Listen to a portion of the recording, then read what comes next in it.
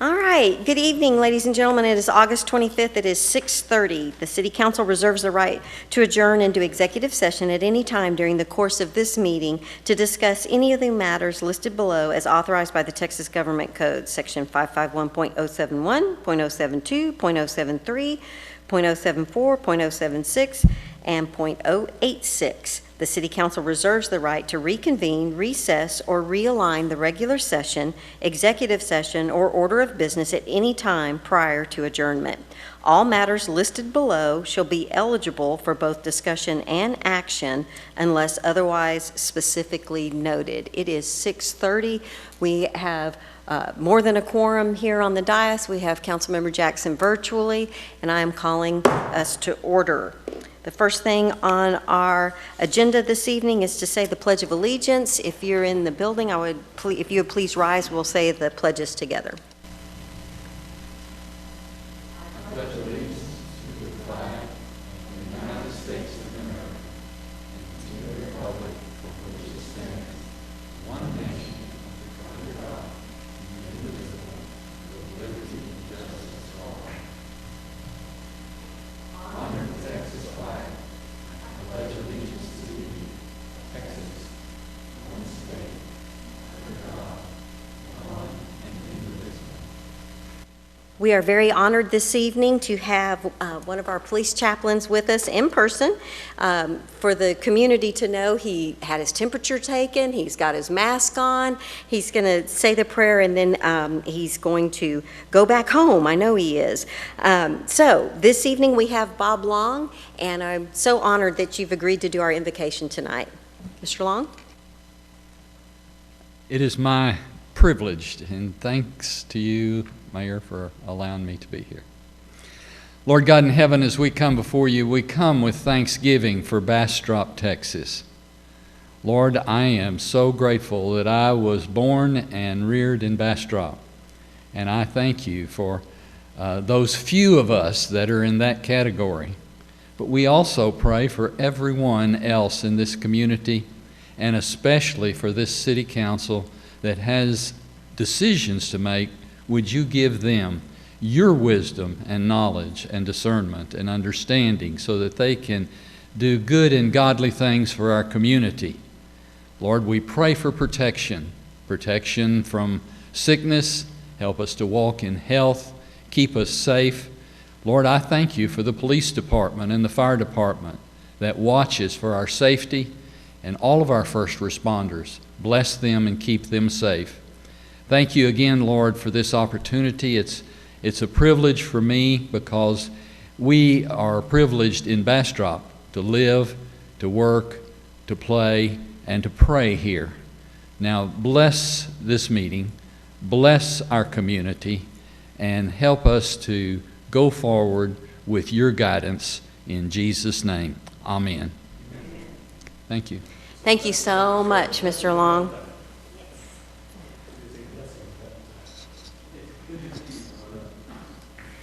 Thank you, Mr. Long. Really, really, really appreciate it. All right, Council, we're moving on to the mayor's report, and I don't have any PowerPoint slides. I have just a few quick things I'll go over, and then we'll go on to y'all's reports. The first thing, I am thankful that Union Pacific has done so much of the track work and the work on the crossings, and I'll tell you, it has been a lot of fun to watch all of their equipment go up and down the track, and I know, Mr. Peterson, I know you've been checking that out too, because it's really cool. So we're glad that they're taking care of all of our crossings. Council, I want to give you a heads up that you know that we are in TML Region 10, and I am working with our Region 10 President, Mayor Mooney, and we are trying to get our next Region 10 meeting will be virtual with some of our legislators, and it's either going to be on September 3rd or 14th. I'll get that sent out to you as soon as that gets finalized, but I just wanted to give you a heads up on that. On the 921 building, it is a very exciting time. The panels started being delivered this week, and on Monday, I think the biggest crane that's ever been in Bastrop will be behind the 921 building. So I know that Mr. Job and his team are working to make sure that they're doing that safely, and the parking lot will be blocked and all of that. But there is going to be some very cool things going on, and if you need me, that is a really good place to look for me next week. I'm going to be watching what's going on with that. Most of you know that we're building that building to house the Art Institute. They have a 10-year lease there, and currently the plans are to have students in that building in January of 21. So it'll be neat to have them in town, and the building should still be finished the end of October, but we're looking forward to them. Since we were last together, we lost a former city employee, Mr. Ben Wesson. He was well-loved and well-known in the community, and I would just like to extend our thoughts and prayers to his wife of many, many years, Kay, and their entire family. So I was able to go to their visitation. It's an awkward time to recognize and remember folks with everything that's going on with COVID, but just wanted to mention him and know that we have thoughts and prayers with their family.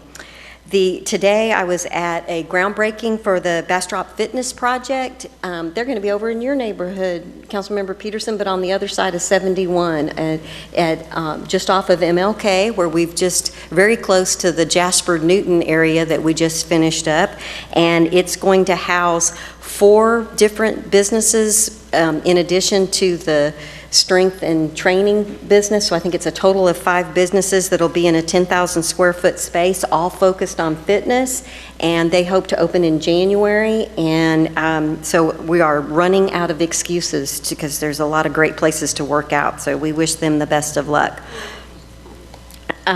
There is a BEDC board meeting on Monday that I'll be attending, and I want to remind you guys that we have a special meeting tomorrow night to interview the people who have applied for our boards. Two quick last things. Last year we participated in the City Hall selfies. There was a big competition, and I think we got an honorable mention. We got some kind of award, but we didn't win. But this year, the creative minds got together, and we had the bear do a selfie of the bear and I with our masks on. So we're hoping that we're trying to change it up a little bit, and we'll hope to see how we do in that competition. The last thing, and I know the city manager is going to visit with us about the status of the hurricanes, but we are certainly in hurricane season, and we've had the conversation before that in Bastrop it's either drought or floods, right? But there's some really cool spotter training if you want to be a weather spotter, and the training is virtual, it's free, and it's September 12th from 9 to noon. And if you go to weather.gov and do a search for Skywarn, you can become your very own trained weather spotter. And Colin, I think we shared that. We're one of the sponsors with Bastrop County, and we'll get that on our Facebook page. But I just wanted to mention that. That's kind of a fun thing that is coming up. That is the end of my list. Mr. Peterson, you were with us a week ago. 2 weeks ago, you didn't feel well, and I thought I'd start with you. Well, I have nothing tonight. Thank you. All right, well, we're glad to see you. Thank you for being here. Councilmember Rogers? No, I don't have anything tonight. Thank you. Mayor Pro Tem Nelson? Well, I want to say I don't have anything. Thursday night I'll be attending the PNC meeting as the council liaison. Hopefully I can have something positive to report back at our next meeting. Excellent. Councilmember Ennis? Thank you, Mayor. It's been a busy couple of weeks since our last meeting with all of our meetings, and then on the 19th, the HLC met, Historic Landmark Commission. I attended.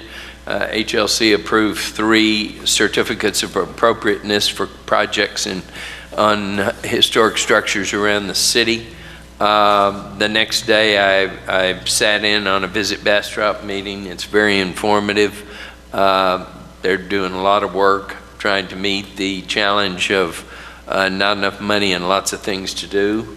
And then on Monday, the HLC met in an emergency meeting to give a certificate of appropriate for a church roof in town that's being being re-roofed, and they've done an excellent job of meeting with the church and finding the right supplies to use, and I think it's going to be a win-win.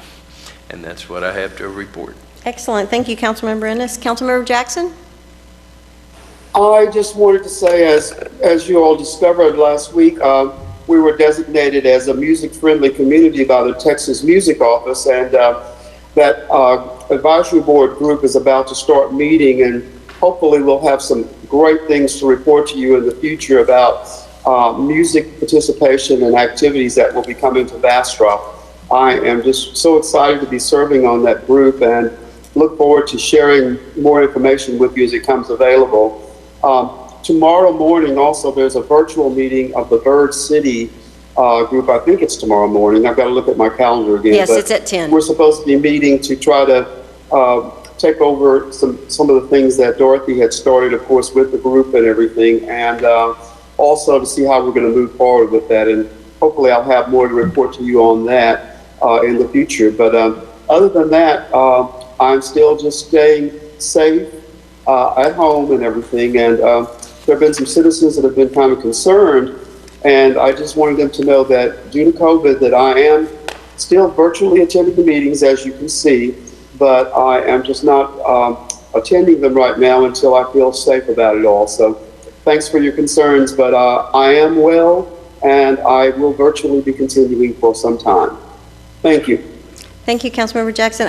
He mentioned the music friendly, and I told you guys during our Visit Bastrop meeting how I met Phil Hurley, and he had agreed to chair the meeting, the task force, and it's my understanding that he went to Neighbors because he knew the band that was playing, and before the evening was over, he ended up singing. And I was told by several people he has one of the best voices that anybody's ever heard. So we are really thrilled to have him in town, and he is already engaging, and it'll be kind of a cool thing. So we're really looking forward to that. All right, Council, we're on the top of page 2, City Manager's Report. Mr. Hoffman. Thanks, Mayor, and I will say a few words about how we've been watching the weather the last few days. In particular, Chief Rosales has been keeping us apprised of the changing conditions with, I guess it's Tropical Depression Marco now and Hurricane Laura, and council members and the public have been probably paying attention to weather reports as well.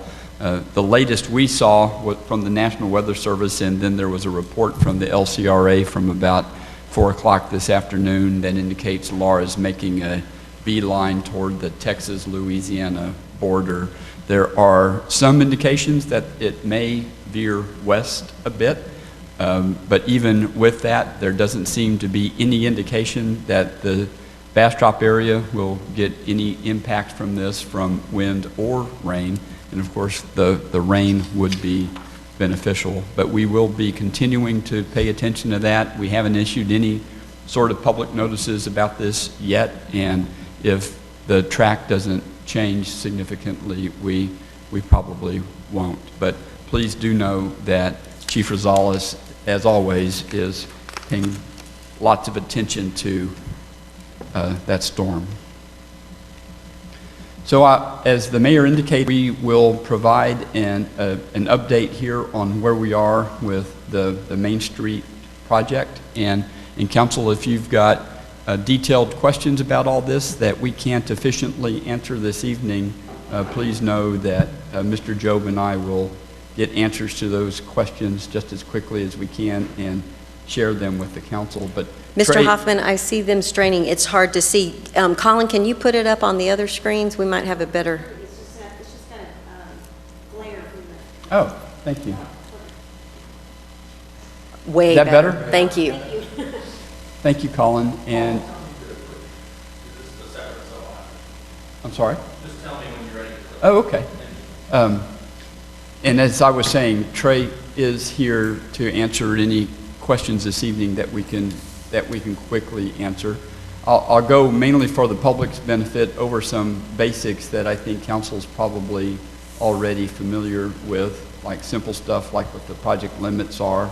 The budget we are working from of $1.9 million comes from two bond issuances. Our contractor is Muniz Concrete and Paving, and the contract amount, which at this point has not been amended, is right at $1.75 million. We do think the contract amount will need to change before we're finished, and I'll talk a little bit about that as we go.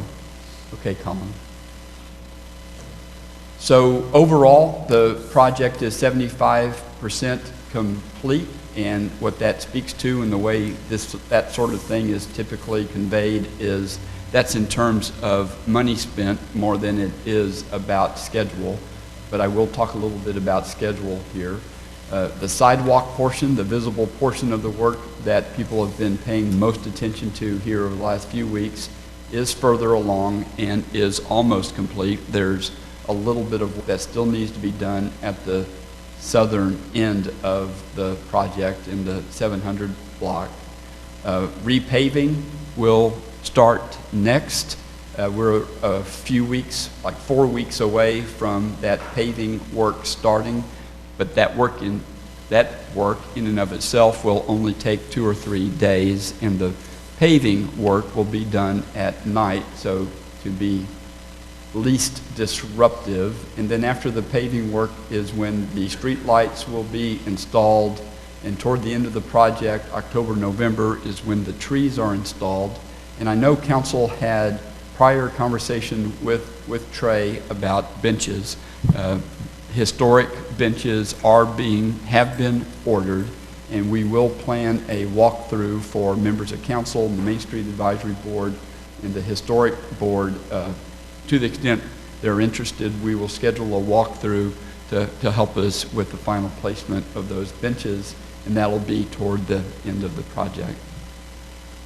Colin? So a little bit more on the paving details. In general, the paving will involve a mill and overlay over the entire length of the limits of the project. That section at the northern part from Spring North to Farm was not originally planned for a mill and overlay.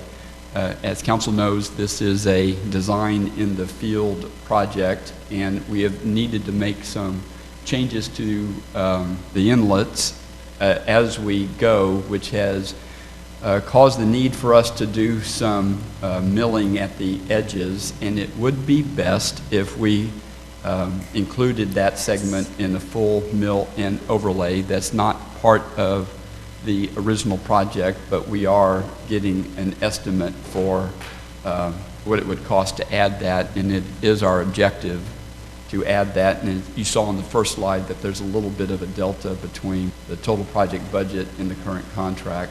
And then on the southern end of the project, around between Walnut Street south to Water Street, the original pavement was pretty narrow there, and so there's not as much area that has the subgrade, and so we're going to need to do something more full depth in that section because there is no subgrade at the edges, and so that is part of the plan to do a subgrade prep and installation of flex base for the southern end of the project. Colin? We have encountered additional drainage issues where we have needed to install inlets at a different elevation so that we could achieve positive drainage, and so we are likely going to need to do more road-based work than what's in the current contract, and we're receiving estimates for that now. Again, I think there's room in the project budget for that, but we will be monitoring that. Colin? And that's it for the Main Street project, and happy to answer any questions. A lot of good work, especially these last few weeks, and council has received updates from the city attorney about all that. All the easement acquisition that we needed for this project to make the project work is now in hand. So if it's okay, I'll move on to the next subject, and to let council know that Library Director Becca Sexton is continuing to look for grants to support our library operations and has found a new source of funding. This is the Ladd and Catherine Hampshire Library Foundation. They're based in Columbus, Texas, and they specialize in serving libraries that serve relatively small communities. And the idea here is to use the grant to purchase 10 laptops and 10 hotspots along with associated equipment. The grant amount is just under $20,000, and the idea is that we would like to look to open the library up while we're still being careful with COVID. And the hotspots in particular will allow the library some flexibility within the building to spread people out appropriately. And even before we open the library, we can offer the hotspots, if the timing works out, we can offer the hotspots as something we check out, and school kids who are stuck at home and who may not all have great internet access can use the hotspots to give them reliable service. So creative thinking on Becca's part, which we appreciate. We'll let council know that if we get this grant and we buy these laptops and hotspots, the annual licensing and software service charges will be on us, and we estimate that to be less than $5,000 annually. That would be part of our budget. So there's no match, but there is that annual obligation that we would be taking on. Colin? So I also want to let council know about the current thinking on the Lost Pines Christmas planning. I included some information about this in Friday's weekly memo, and we've updated some of that thinking, and I'll attempt to get you all caught up on that. So our objective has been to keep things just as fun and as normal as possible while still keeping everyone safe. And so the plan for the Christmas tree lighting event that happens every year after Thanksgiving at Fisherman's Park is to conduct that event virtually so that people can stream it online so that people can either watch that from the safety and comfort of their homes on their personal computers, or we are working with the folks at Film Alley, and there's a lot of details to be worked out, but they're very amenable to this, and so these discussions are moving ahead positively to use a temporary outdoor inflatable movie screen that they are acquiring temporarily for this weekend. As many of you probably know, they're sponsoring a fundraising event for CASA this weekend, utilizing this giant outdoor inflatable screen and an FM radio transmitter to broadcast the audio to the cars that are there. We're thinking that would be a neat idea as well for another way for people to watch the mayor flip the switch to turn on the Christmas tree virtually. So that's the thinking there. As council member, I think Rogers mentioned last Wednesday, we are also looking at options for how we light Chestnut and coordinating conversations between property owners with trees that they may want to decorate and our contractor, and I'll say a little bit more about that in the next slide. Our contractor is very open to that, so I think we'll be able to make something like that happen. The holiday parade is a big, important part of the Lost Pines Christmas event. We don't think there's a practical way to do what is traditionally done with the parade and keep everybody safe. Of course, I personally have never attended this parade, and it looks like I'll need to wait a year, but as I understand it, the crowds along Main Street are pretty thick and pretty dense, and we thought about perhaps changing the route. We talked about perhaps trying to get the crowd to spread out along the route. Veterans around here, including Chief Nagy, have recommended that that's probably not practical. And so then we started thinking about alternatives to the parade. And an idea that has been recommended to us by a citizen here in town who has been historically very active with downtown and Main Street issues is to encourage businesses and property owners in Bastrop to decorate their private property and make a fun competition out of it.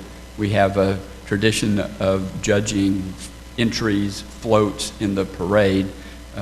We could transition that judging to how people decorated their private properties. A lot of details to be thought through about all of this, and we can continue that discussion going. And council members, if you've got suggestions, let me know, let Rebecca know. But that's where we are in our thinking right now. We pay attention to what other communities in the area are doing now with regard to Christmas as well.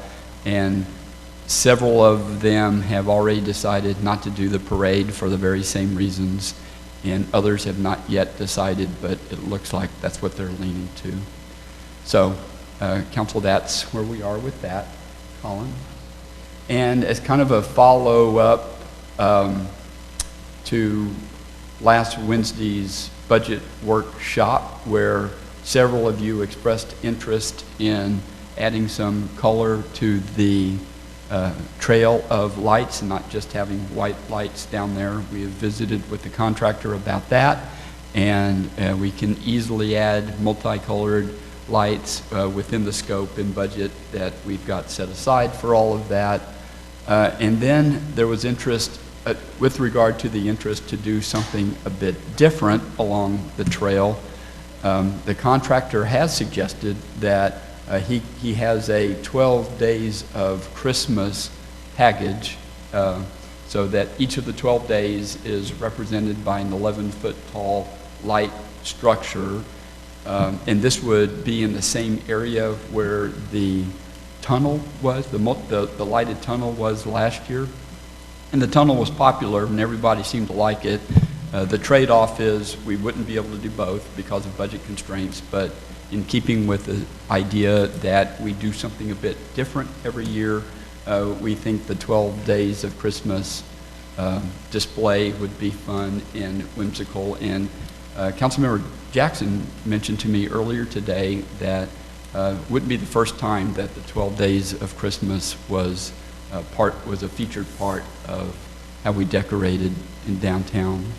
So throw that out there for council. That is our current thinking about all things Christmas. And Colin, I think that's my last slide. Is it? Council, can I answer any question? Council, I have a couple, but I'll let you guys go first. Member Rogers. I had a question. I'm sorry to go back to the Main Street project. Sure. Which inlets gave us the problems that we have to? Specifically, which inlets? Was it on the south end, or was it on the? Well, certainly on the north end between Spring and Farm, we know that, but also some further south. And Trey, is that a simple question to answer?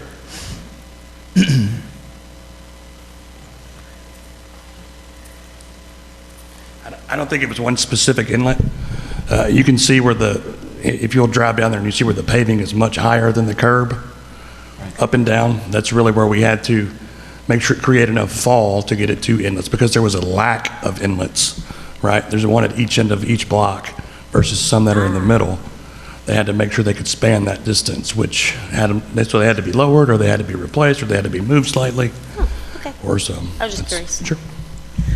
Is that it? Thank you. Councilmember Ennis?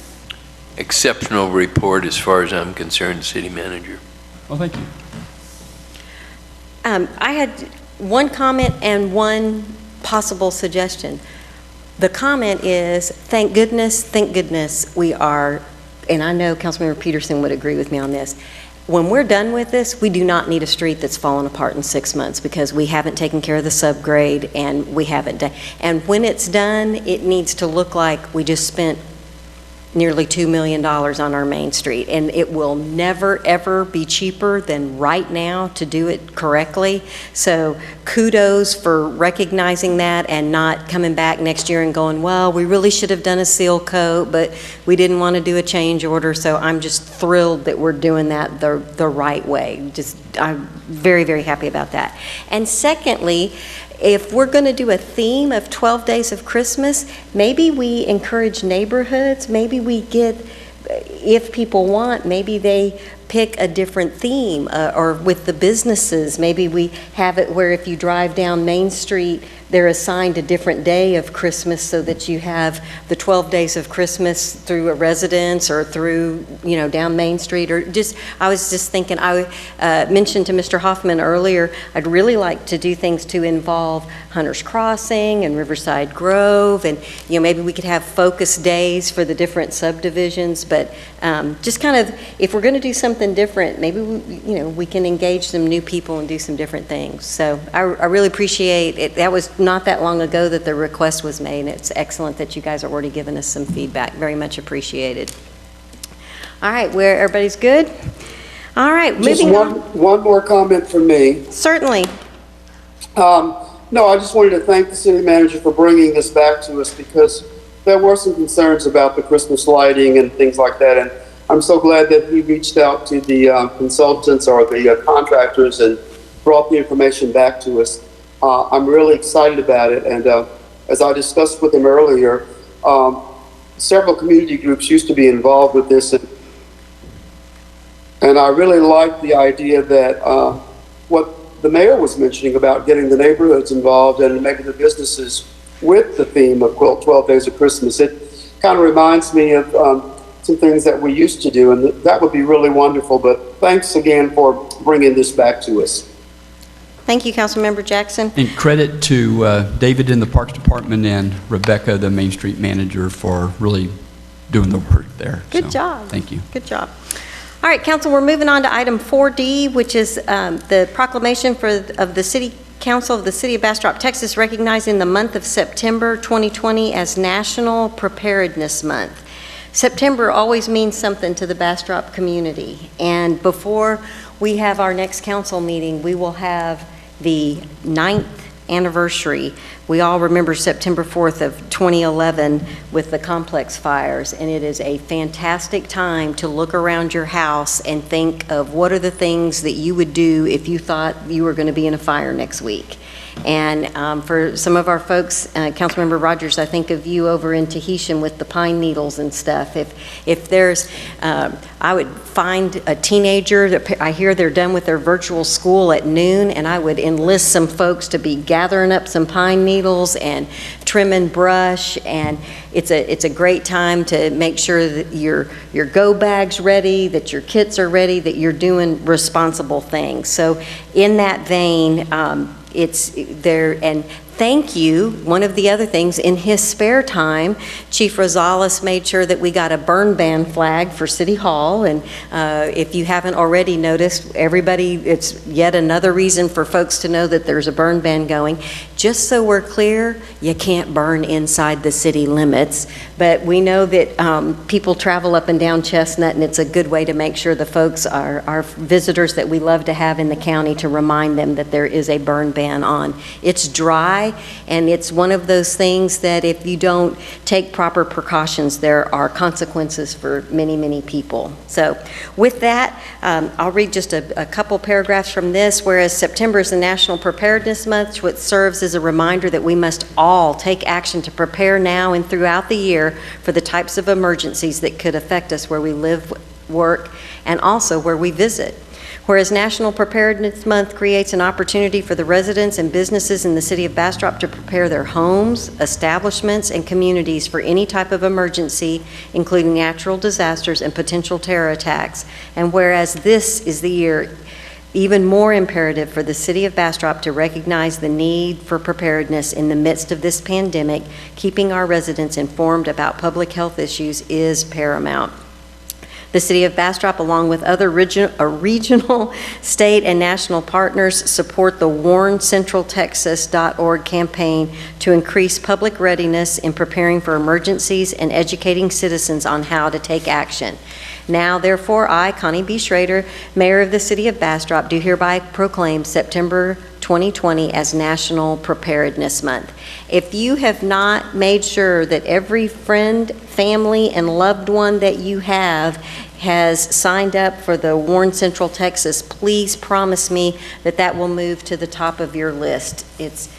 There's just nothing like it. It's a great way to do it. And I'll remind folks, if you have elderly parents, you don't have to live in town. It's a great way to find out if grandma and grandpa have been evacuated. You can look after your loved ones, and we know it takes a community, takes a village, and we've just got to look out for each other. So really encourage folks. And I want to say a special thank you to the Bastrop County Long-Term Recovery Team, because I know they've worked with getting people their preparedness kits, and they work on this all year long. So please, please make sure that you are prepared for that.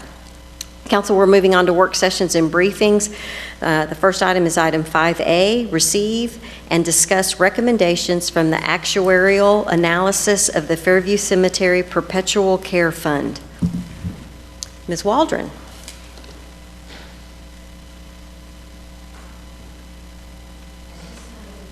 She's coming forward if you're following from home on the packet. We're on page 11.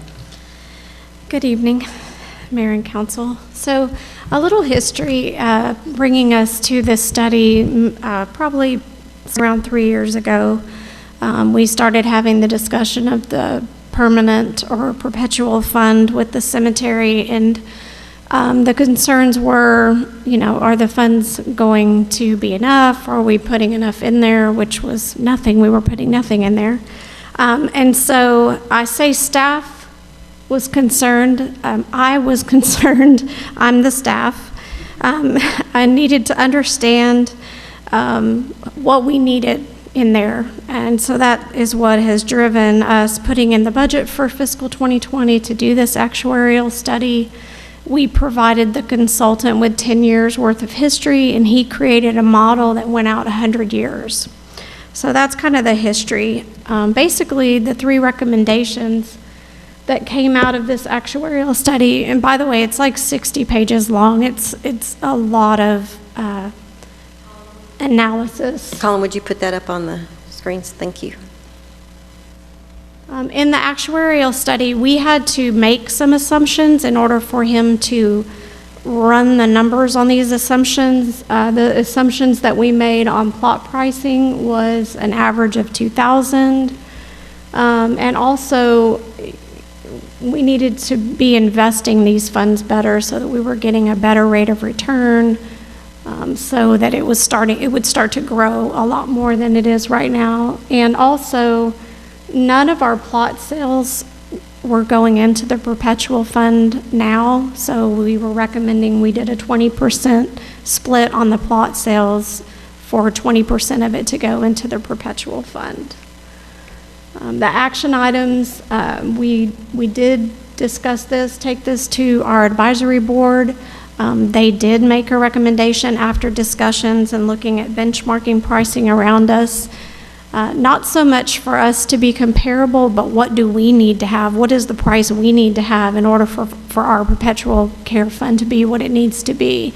And they did make a recommendation of $1,500 for residents in the city limits and $2,500 for non-residents. Right now we're at $1,000 and $1,500. Also, we have included in our investment policy, which y'all saw, I think at the last meeting, that we have included that mutual fund, particularly for these perpetual care funds. And we had been transferring out the interest that the permanent fund was using. It's an allowable that you can take the interest and move it over to the operating fund. The recommendation was not to do that anymore, to go ahead and keep that in there, let it build. We don't need it in the operating fund right now, so we might as well leave it in there and let it grow. So This is a little bit of a highlight to what's coming to you on the budget. We have made some assumptions in the budget regarding rates, and the master fee schedule will be asking y'all to approve these increased rates. If you have any questions for me. Councilmember Ennis? I'd like to see us go to 3,000 for the out-of-town ones.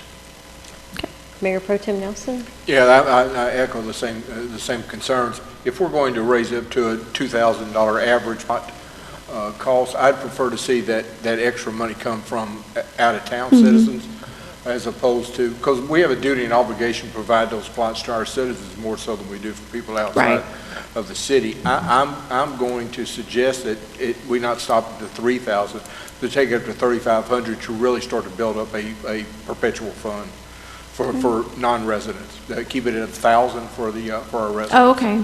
I see. Councilmember Ennis? Your light was still on. I didn't know if you were done or not. I like the 3,500, but I like the 1,500 too, so just so I'm on the record. Councilmember Rogers? Well, my question was to Mayor Pro Tem about leaving it at 1,000. Was that going to, well, it would be shorting ourselves, you know, because if we want to sell a lot to our citizens, we might not have enough in that. So I'm a little. I don't know what the mix is. Ennis is leave it at the 35 that you're wanting, but also leave the other one at 15. My thought was the offset would be the increased price to the non-citizens. Yeah, but I don't know if it's 50-50. But I don't know if we sell Agreed. enough of the out-of-towners to make up for not making the excellent in-town. point. Unfortunately, it's not overly predictable. One year we had a lot more non-resident sales, and this year it's been a little bit closer to 50-50, but there's no crystal ball that lets us know. I will say if we increase our prices, our sales will probably slow down because those non-residents may choose, just not to come here, which is fine. Councilmember Peterson? Yes, Mayor, thank you. We need to get these prices up to prevent what happened to one of our sister cities. They opened up to the public, non-residents and all, and someone went and bought up quite a few of the lots, and they sold them at a higher price and made a profit on them. Mm-hmm. And Councilmember Peterson, you're our liaison to the cemetery board. Do you think there's and I guess Ms. Waldron's telling us as well, 1,500 didn't seem to be opposed, the board didn't seem to be opposed to that for residents, is that correct?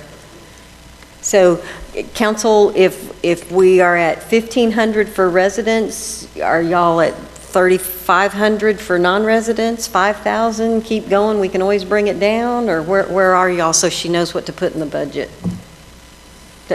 Mayor? 3,500, was that the last recommendation, Mayor Pro Tem? Yes, Councilmember Jackson? I was going to say, I think we do need to charge more for the non-residents because, as we know, one of our neighboring cities does not have space in their cemetery. So a lot of people, and I think I mentioned this last time, a lot of people are coming in from other areas outside of our city because they have not invested in, they have not purchased land or done anything to get more cemetery space. So I would be amenable to the 3,000 for that. Going more than that, I'm not sure, but since it's a perpetual care, I think we do need to make sure that we do that so that we can have the interest and this information that we received tonight on the perpetual care fund so that we can care for these and continue to provide spaces for our residents. So it sounds like we have agreement on 1,500. What do y'all think about 3,500 for non-residents? I'm seeing yes, yes, yes, yes. Okay, got 4 yeses on 3,500 for non-residents. That's what you needed to know what to put in the budget, right? Okay. All right, do we need to cover anything? Any other questions? Everybody okay? Mayor Pro Tem Nelson? Yeah, Councilmember Peterson brought up a good point. Is there any way that we, as a city-owned cemetery, can address the bulk purchase issue that comes up? I think that if it's outside of a family plot, that perhaps we should look at restricting the number of plots that can be bought in one fell swoop. I'm not real sure what kind of policy would need to be written for that, but I think it's something that we should address. I don't think it's referenced in the ordinance, but we can certainly add it. Did- I see Mr. Hoffman writing notes. Councilmember Ennis? Did we not have someone want to buy some plots and bring and bury them? Yes. It was a funeral home, wasn't They wanted to put 50 cremations in one plot, and our ordinance doesn't allow that.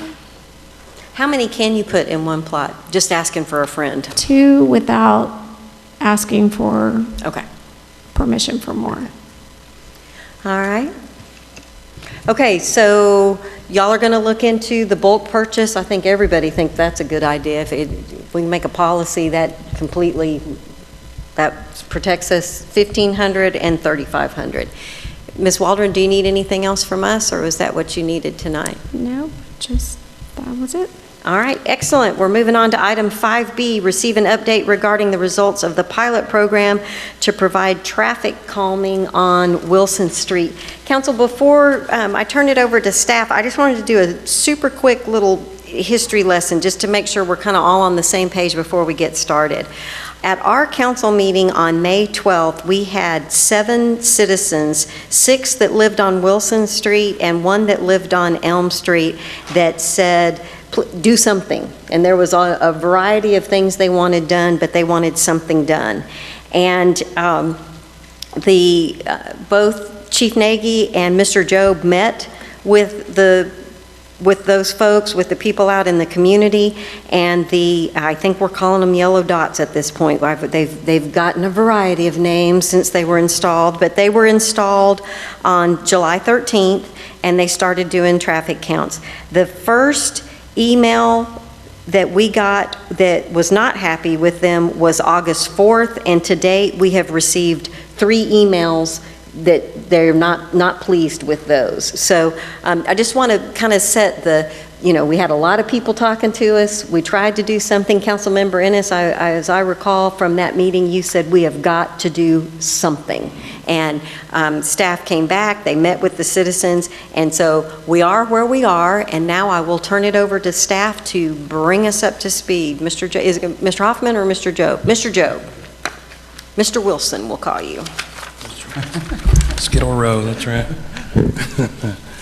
So the mayor gave us a pretty quick update, kind of followed my staff report there. But as you recall, we wanted to do something. We brought some solutions. We had a discussion here at council. I then met with the neighbors in the neighborhood. I think there was about 8 people there, Clint Nagy and myself, or Chief Nagy and myself, sorry. And they picked the current configuration of the traffic calming devices on the street. Since that time, we've gotten 3 or more complaints. Not everyone was happy. But just to touch on a couple more of the facts, in 2019, and I know you've read the staff report, that there was 7,559 vehicles that actually traveled that way, and the difference in 2020 was 7,650. So pretty close there. But what we've found overall is that even though not everybody was happy with it, it did actually work.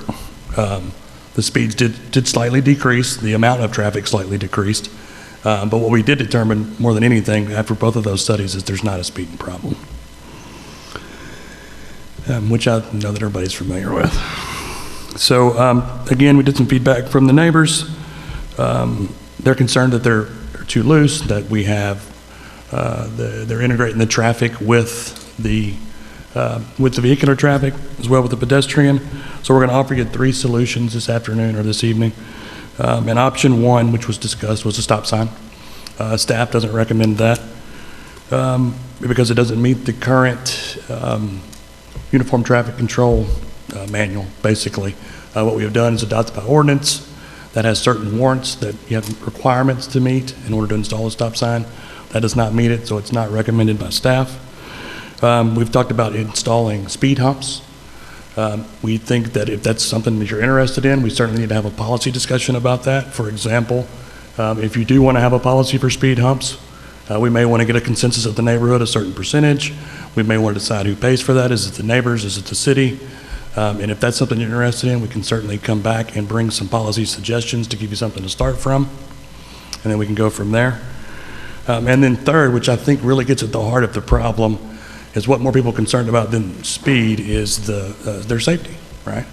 And what they really need is a place to walk or rather bike. So we've talked about installing sidewalks. So if that's something you're also interested in, we need to bring you some type of solution for that. And with that, I'll take any questions.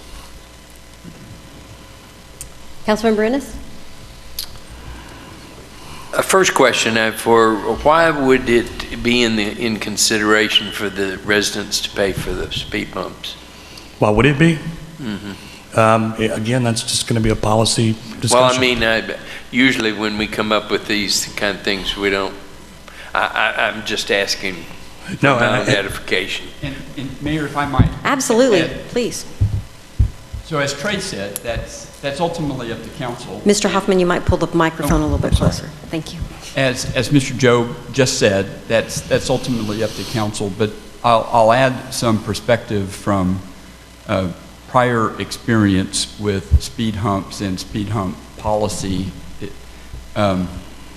is, what you should absolutely do is make sure that the neighbors really want the speed humps and that there's consensus of the neighbors that they want the speed humps. It's not so unusual that folks ask for speed humps on their street and the city installs them, and then a few months later people decide they hate them because there are consequences. There's a downside to them. There's an inconvenience and a noise factor associated with them. And in some cities, in my personal prior experience, not that it matters all that much, is that speed hump policies probably typically require that there's some documentation that the neighbors are in consensus of that. And Mr. Job just said that. What I was used to in my prior city was that, and we had a policy like this, 75% of the abutting property owners need to agree that it's a good idea before the city would consider it. And again, who pays for it is a policy call too. It is a way to make sure that the neighbors who are asking for it have skin in the game, so to speak. It's also perhaps relevant that property owners in neighborhood B wouldn't be paying through their property taxes for speed humps in neighborhood A.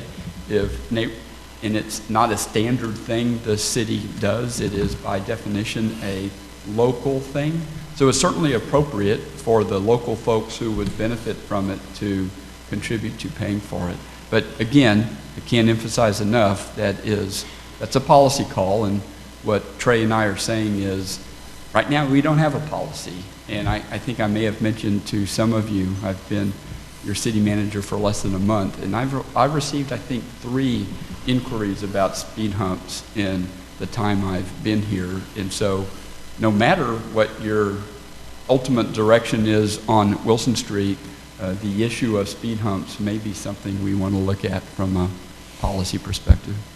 You answered my question. Thank you very much. My next statement / question is the city manager and I had a incredibly informative conversation, short conversation this morning about this same issue. And you know, I've been kind of ragging on this for a long time, and it was the first conversation, with all due respect to past city managers and Mr. Job and Chief Nagy.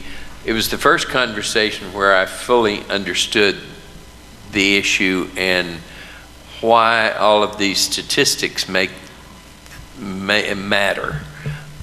Could you give us a quick synopsis of that, of the why that ties into all of this?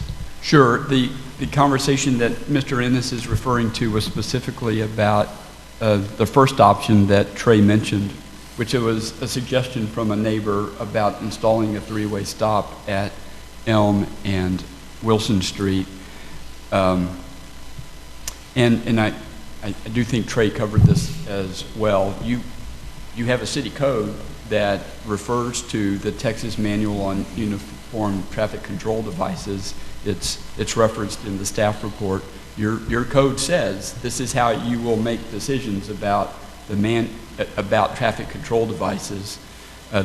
The manual is all about data and statistics and lots of empirical data about safety and what causes accidents. And I'm not a traffic engineer, but I think it matters what traffic engineers think about this sort of thing. And a traffic engineer would tell you an unwarranted stop sign has a propensity of causing safety problems rather than eliminating safety problems. A stop sign where a stop sign really doesn't belong is easily ignored by drivers, and a stop sign where a stop sign doesn't belong can cause rear-end accidents because people aren't expecting cars to be stopped where cars aren't naturally supposed to be stopped.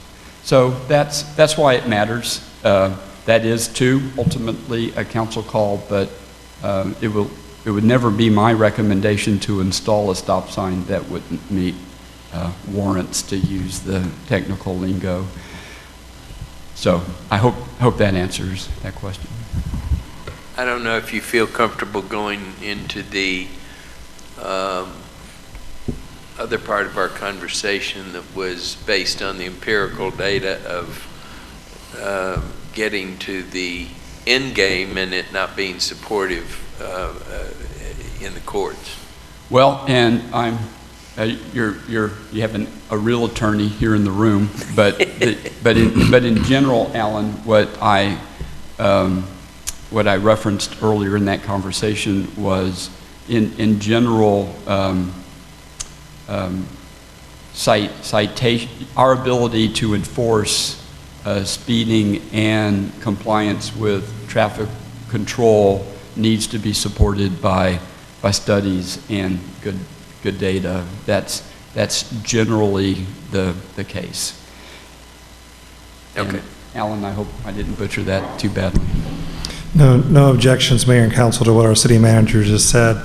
I do believe that traffic signs and other products need to be installed in accordance with the traffic manual that was referenced, but the decision where to put those is a legislative decision that rests with the city council. And so were we to end up in court, it's a difficult burden for a challenger to overcome your legislative decision. But I agree with the city manager on all policy issues. It's preferable to have some data backing up your decision. Some folks may look at the same data and draw different conclusions, but as long as you weren't arbitrary and capricious, just sticking signs willy-nilly around town, chances are we're going to win that dispute.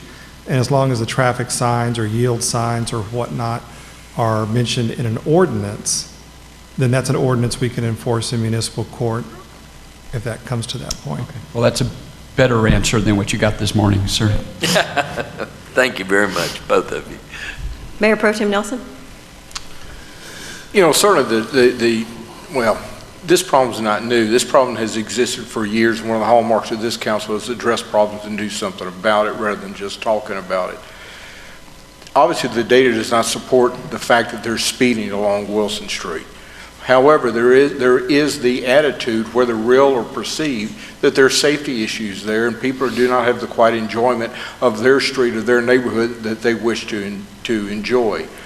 My concern is we're attempting to approach this both as a long-term and short-term fix with one fix, and there's obviously going to be multiple fixes, one for the short term, and I think that's something we should address immediately with the best data available, and two is the long term. The long term is obviously putting sidewalks in, which carries some heavy cost at some point in time, that we're going to have to identify the funding for that and the timeline to install such. So I don't know if everybody else agrees, but there's a short-term issue that we need to address right now. Then there's a long-term issue we need to address going forward. So how do you want to address that short? Well, I'm not sure. I'm not, as with the city manager, I'm not a traffic engineer, but what's the best data possible for us to provide some surety of the quiet enjoyment and safe enjoyment of Wilson Street? Is it a realignment of the dots? I don't know if that's the case. I'm not a proponent for speed bumps.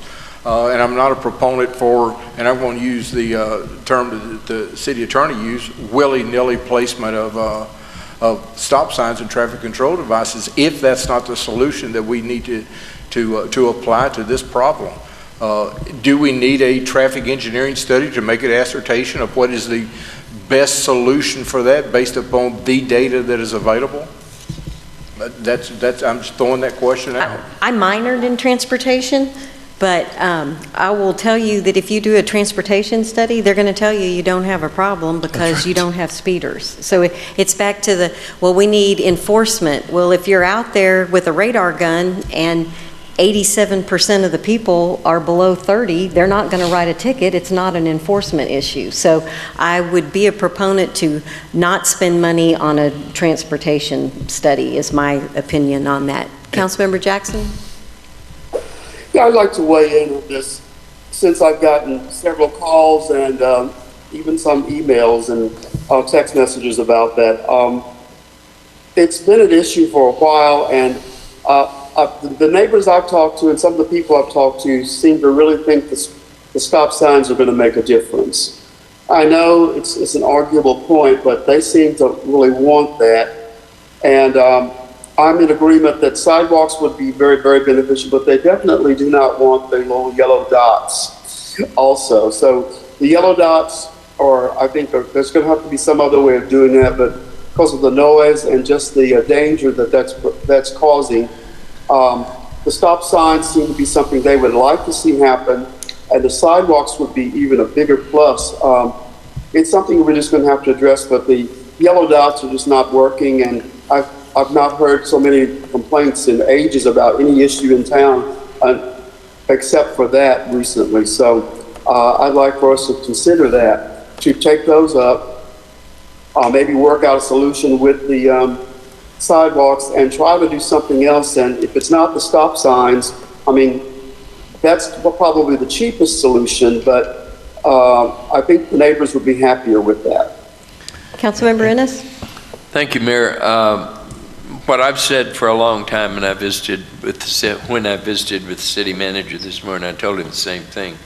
Pecan Street suffered under this for a very, very long time, and I'm aware of all the studies, and this is as much as anything, it's a perception problem.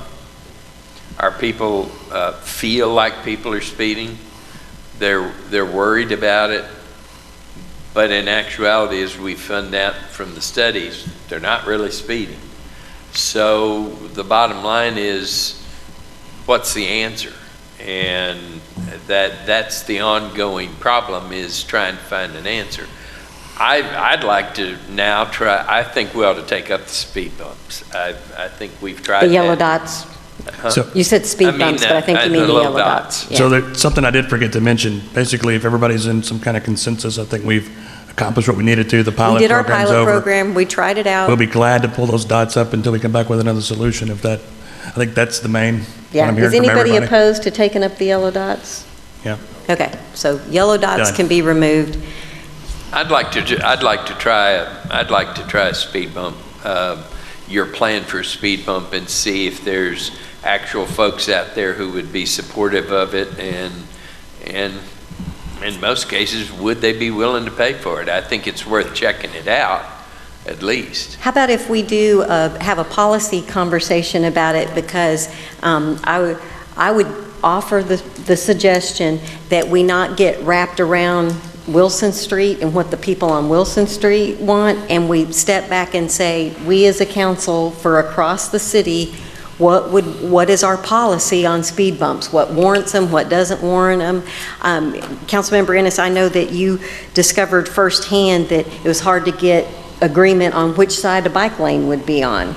And I think speed bumps end up being the same thing. They're a great idea, but they're not in front of my house, and they're not near my driveway, but that's where I put my trash can. And so you want them, but then you don't.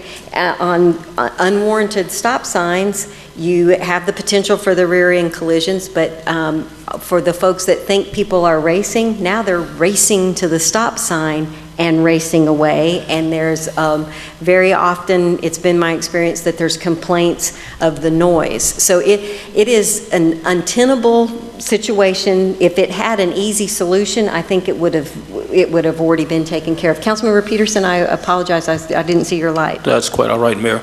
But I would be in favor of the speed bumps, like the ones on Alley A, because they're not as high as Yes, the ones sir. out at First National Bank.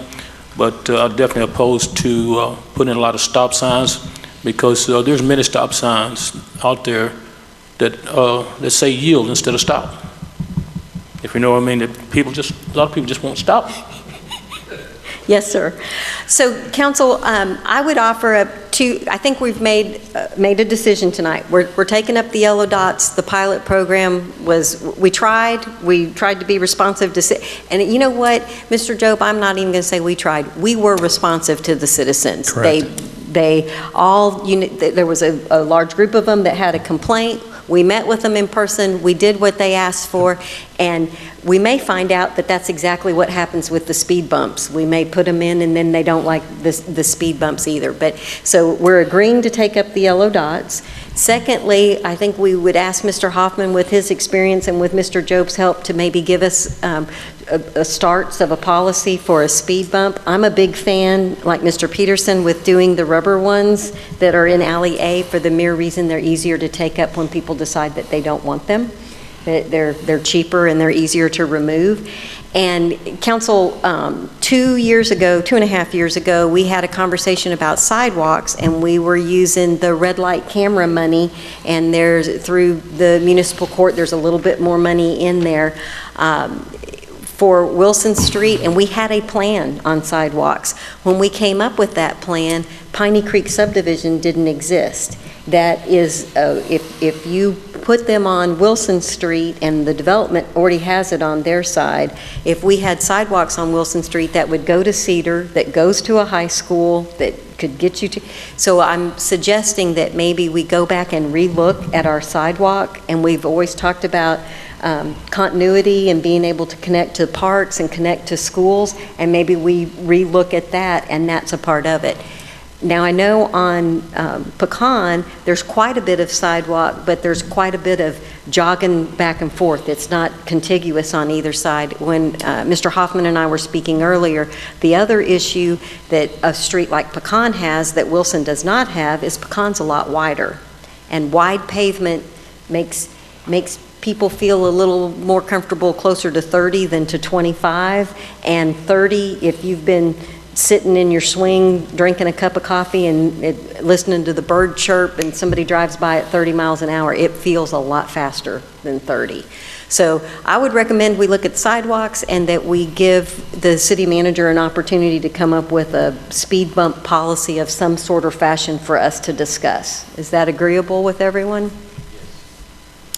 Excellent. I just want to say that I'm opposed to speed bumps, period, but we can bring back a policy. But I've had too many incidents with speed bumps that have just, especially when I had a smaller car, that just did not set well, even the softer ones.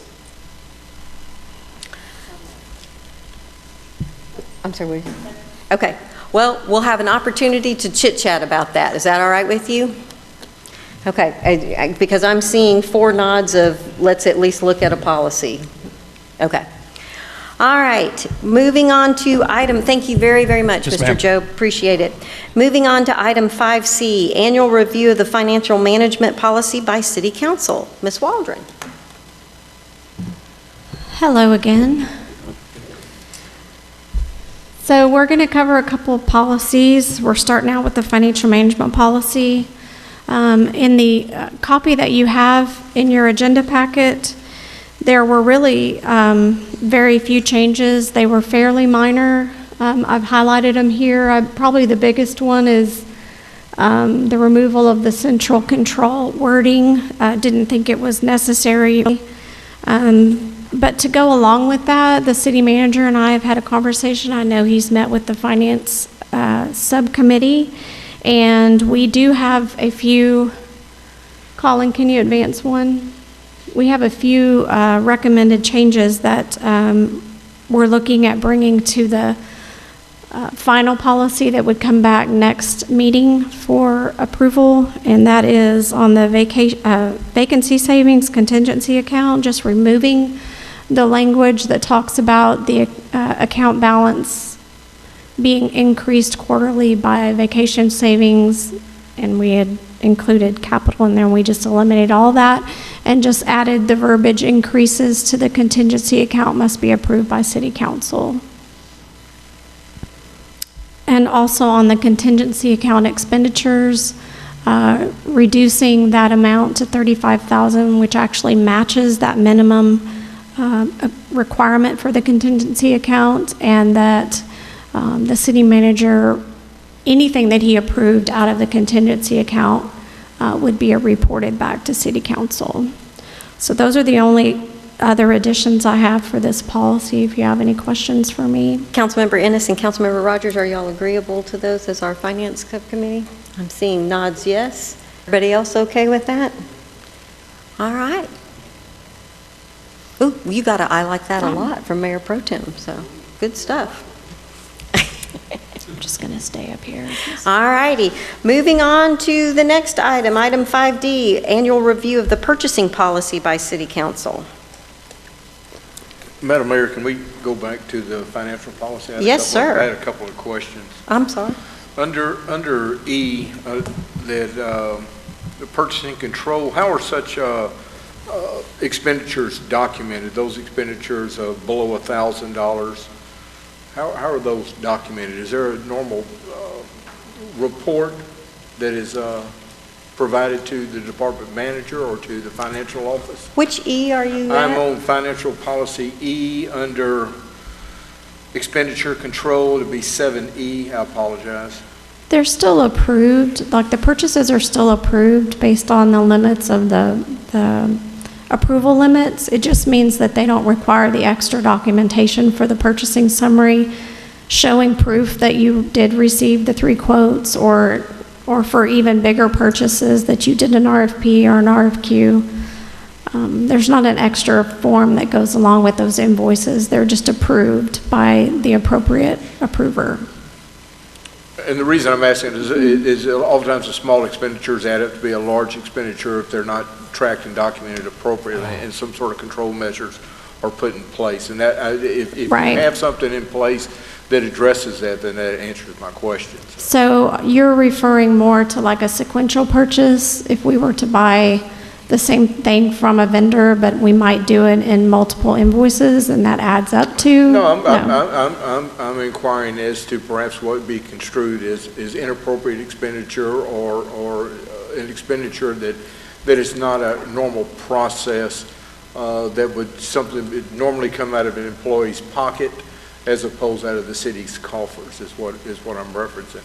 And I'm assuming based upon your answer that the department head or some supervisor is aware of the charge, and so they would ask the appropriate question to ensure that such inappropriate expenditures is not being made. Correct, because by the time it gets to us, we're looking for the approvals and the appropriate accounting of the account that they're trying to charge it against. I mean, they have the choice of charging it within their department, but sometimes we guide them on that as well. But we're looking for the authorization to make sure that it was approved appropriately. So redundant check measures are already in place? Yeah, I review everything before it goes out the door. Good, Yeah. good. I have a couple of others, if I may. Under 8D. Hey, before you do that, you said redundant, so what's the redundancy? So if it's below 1,000 and a director signs off on it, who's the second person that looks at it? Well, I look at it. There's not a double sign off. And you Unless it's specifically required said by redundancy, policy. and You I said didn't. it was checked off by the department head, and then you review to ensure there was. I do review it. So that is a redundant. Yeah. Okay, I thought you said that you just, as long as it's approved, you're not reviewing things at less than $1,000. I look at everything, Okay, but I'm looking for if it is more, then I'm looking for those additional steps that they've gone through, that they've gone and got quotes, that they've. but he's So, specifically talking about when it's less. Yes, but I look at everything. Okay. I don't not look at things. Everything that's going to be paid for that pay run, I review. I think some of the changes that are being brought forth, as well as some of the questions being asked, are going to continue to address that issue to ensure that public dollars are Sure. spent correctly. So I appreciate the answer. On page 23, under 8D, what do we mean by reasonably safeguarded? Let me read the And Mayor assets. Pro Tem, I'm having a real issue hearing you. Does anybody else have a problem? Am I not talking loud enough? Oh, I'm sorry. I got you. Under D, assets will be reasonably safeguarded, properly accounted for, and prudently insured. What is reasonably safeguarded? I think it just means as best we can as far as, like I can't see every single thing that is purchased and walks through the door, but we do have controls in place for certain levels. Like for instance, when assets are purchased, if they're over a certain level, there's more steps that have to be taken. There's forms that have to be signed. We tag the asset. I mean, so I think that's what it means. And I'm going to look to the city manager on this. I would think that we need to better define how we safeguard our assets, either through preventative maintenance or appropriate care and consideration of fixed assets, or any assets that are procured with public dollar. I think just putting out a generic reasonably safeguarded is kind of open-ended and doesn't really provide the assurance that I think it should. Isn't that involved, excuse me, and I'll interject this, we addressed that this morning with the city manager, and a lot of that goes back to the inventory, does it not? Yes. So if it makes it to the inventory, there are annual audits that we do on those inventory asset items every year. And each department does an inventory, and then you have an inventory through the audit, right? Correct. Okay. I just want to... Anything that's been disposed, Councilmember we have to Rogers, prove. she just turned on her line. It may be on this topic, so I'd like to recognize her. What do you mean, I'm sorry, Tracy, what did you mean if it makes it to the inventory? Well, not every item that's purchased gets on the inventory, so there's dollar limits that get it onto that inventory. So what is the dollar, I mean, just what is the threshold? for it? 1,000. Okay. I just want, since you said that, I want to make sure we understood there's a point that she's not tracking So every 1,000 pencil. and above makes it on the inventory. 5,000 and above, actually, it becomes a capital asset, but those are the limits. So on this particular paragraph, Mayor Pro Tem Nelson, if we simply removed these assets will be reasonably safeguarded and properly accounted for, and instead put in, the city will perform an annual inventory of all assets with a value greater than $1,000 and assure that they are prudently insured, does that pretty well address what you're wanting? Or am I missing the boat? No, I think it goes beyond that. Rather than just using the reasonably safeguarded, you could, mention the asset inventory, to mention the care and consideration either through preventative maintenance or standardized maintenance on certain assets in there. I just think that reasonably safeguarded is too open-ended. I'd like to put a little bit more meat into that at some point in time. Councilmember Ennis? I'm glad you caught this, Mayor Pro Tem, because we drove the city manager crazy this morning, because my word for reasonably was that's too squishy. And there are several other areas in these policies where reasonably is used, and we kept going, what does that mean? And so to your point, I think you have some support on that. I don't know how you cure those. That the mayor seemed to have a good cure for it. Mr. Hoffman? Do you have? So I think we follow what the Mayor Pro Tem is suggesting and refer to non-directly financial ways we reasonably safeguard our assets, like through preventive maintenance, and we're happy to draft language that is consistent with that for when you guys look at this on September 8th. Happy to do that. I believe there's been several papers put out relative to asset management that may have the appropriate language that we're looking for here. Sure. That may provide some assistance. I just think that we need to provide a little bit more clarity than just reasonably safeguarded. And there's some pretty sophisticated approaches to asset management out there that, frankly, we don't do. There's an expense associated with that too. But I think from a general sense, we can certainly refer to that. Outstanding. Yeah. I have one more question, Ms. Waldron. value greater, than $1,000, so you don't inventory a printer or a computer terminal or a whiteboard? Well, the or- computers are they're tagged and inventoried separately with the IT department. So they don't meet our monetary threshold for the inventory list and accounting, but they are tracked in the IT department. I guess where I'm going is $1,000 seems awful high. I don't know what's normal. Is that standard, Mr. Hoffman? I don't think it's high. You know? No, sir. Okay. Sure sounds like there's a lot of inventory that we would have that wouldn't be inventoried. Well, a lot of that would be IT related, and they are tracking it in IT, so. Okay.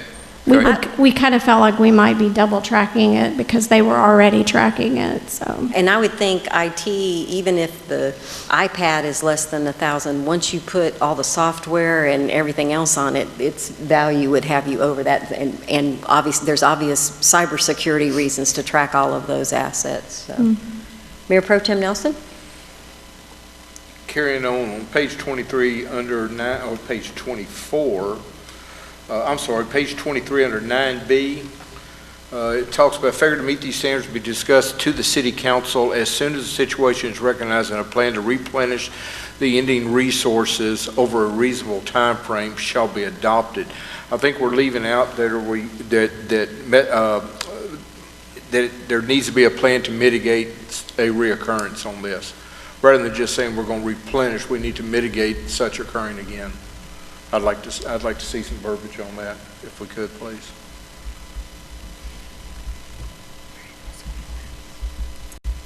Okay.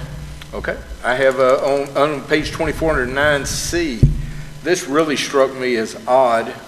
It said the city will aggressively pursue every opportunity to provide for the public's and city's employees' safety and to manage its risk. I think this is reference to financial risk more so than individual or personal risk.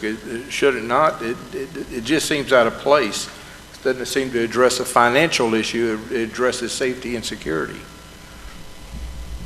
Do you see where I'm at, Mr. City Manager? Sure. Okay. I think keeping employees safe does relate to the city's financial security.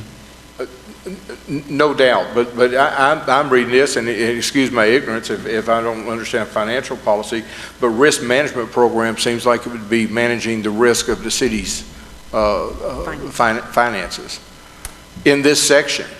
Okay. Okay. And I think that's actually covered more in our investment policy, so I'll go back and look and see if there's language that can kind of link the two together. I understand. Again, I thought that this language was out of place in the financial policy. If you can convince me otherwise, I'm willing to listen. Under 10E on page 24, we talk about IRS compliance. Should not the policy that's referenced here, the written policy for monitoring compliance with IRS laws and regulations for tax-exempt debt, if it's a policy, should not it be part of our financial policy? And if it's not a policy, why is it referred to as a policy? It is a policy. We do have a written policy that goes along with our tax bonds. Is this a policy that was adopted by council, or is it an internal policy created for operational necessity? It was created by bond council So we do to have, go along with the bonds. we do have action by council to adopt the policy. I'd have to go back and look. It Okay. goes back myself, but I Yeah. understand it. Just trying to be consistent, just trying to ensure that the policymaking side resides with council, and if it's just an operational statement in there, that it's referred to as procedure and protocol and not as policy, okay. to ensure that council is clear that they establish that policy Okay. through public action. Madam Mayor, should I continue? Absolutely. The floor is yours. On page 20. Unless you want to talk about speed bumps some more. No, I do Okay, not. well, keep going. On page 25, this is something that really hit me hard for some reason. In future years, on page 25, we talk about annual review of no, I'm sorry, grants management, excuse me. I lost myself. It says each department is responsible for researching and applying for grants to support the needs within their departments. I'm thinking that in future years, as our pursuit of grants matures, that we may want to look at having a little bit more of an overall grants management at the city side, as opposed to just by department, so that we create some consistency and continuity in our application for grants, management of grants, managing timelines, and such, to ensure that we're meeting the milestones, not just through a departmental review, but through a true grants management side. And I think that we probably need to develop a more of a robust grants management program as we go forward. I'm not suggesting we do that this year. I don't think we're prepared for it as we look and discuss actively pursuing more grants, but grants management is probably going to become a fairly large program as we move forward, especially if we're listening to what this council is looking to do in being active in the pursuit of grants. That's awesome. I would certainly, if anybody has any objections to what I'm suggesting, I'd be more than happy to argue. And that's it on the financial policy. I do have some questions on the purchasing policy. Okay. Everybody okay? Mr. Hoffman and Ms. Waldron, you got what you needed for? Yes. All righty. Now we are moving on to 5D, annual review of purchasing policy. Mayor Pro Tem, do you have some things you want to go over first, Ms. Waldron? Yes. Okay. But not a lot. So we didn't really have any recommendation changes for the purchasing policy because this was reviewed pretty heavily last year. We did have the suggestion to move the definition of terms up to the beginning of the policy, which we could certainly change when we bring it back. And we also added the section that just referenced the annual review and reporting like the financial policy does. I also had another addition, which happened after I did this PowerPoint, and that is, it's just an addendum that Langford and Associates is asking us to put on this policy that references that we adopt the federal guidelines because it has to be a part of our policy for us to move forward with grant applications or certain grant applications. And so that will also be a part of the policy when it's brought back. Sounds like a good idea. So that is all I had on the purchasing policy itself. Councilmember Ennis, Councilmember Rogers, you're okay with these overviews? I'm getting a nod, yes. Mayor Pro Tem Nelson. On page 32, under E, let me get to it, I'm sorry, I'm running a bit slow at times. Shouldn't our lowest quote be when we say lowest quote, shouldn't it be referred to as lowest responsive quote? Because sometimes we can get a quote in there that does not meet the criteria set out by either the RFP or the solicitation. I'd like to see the term responsive placed in there. And which one is that? That's page 32 under E. So that's on page 5 of the purchasing policy. Thank you. Mine's not numbered. I'm sorry, I told it the agenda packet, I'm sorry. So responsive quote. And they're not required to take the lowest quote, but they do have to explain why, and it does have to be signed off by the city manager. Hence a request for the responsive, yep. I'm in total agreement with that. So you don't want me to change the language?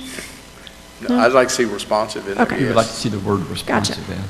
I think that would be consistent with our overall policy of ensuring that we're getting the best buy for the city.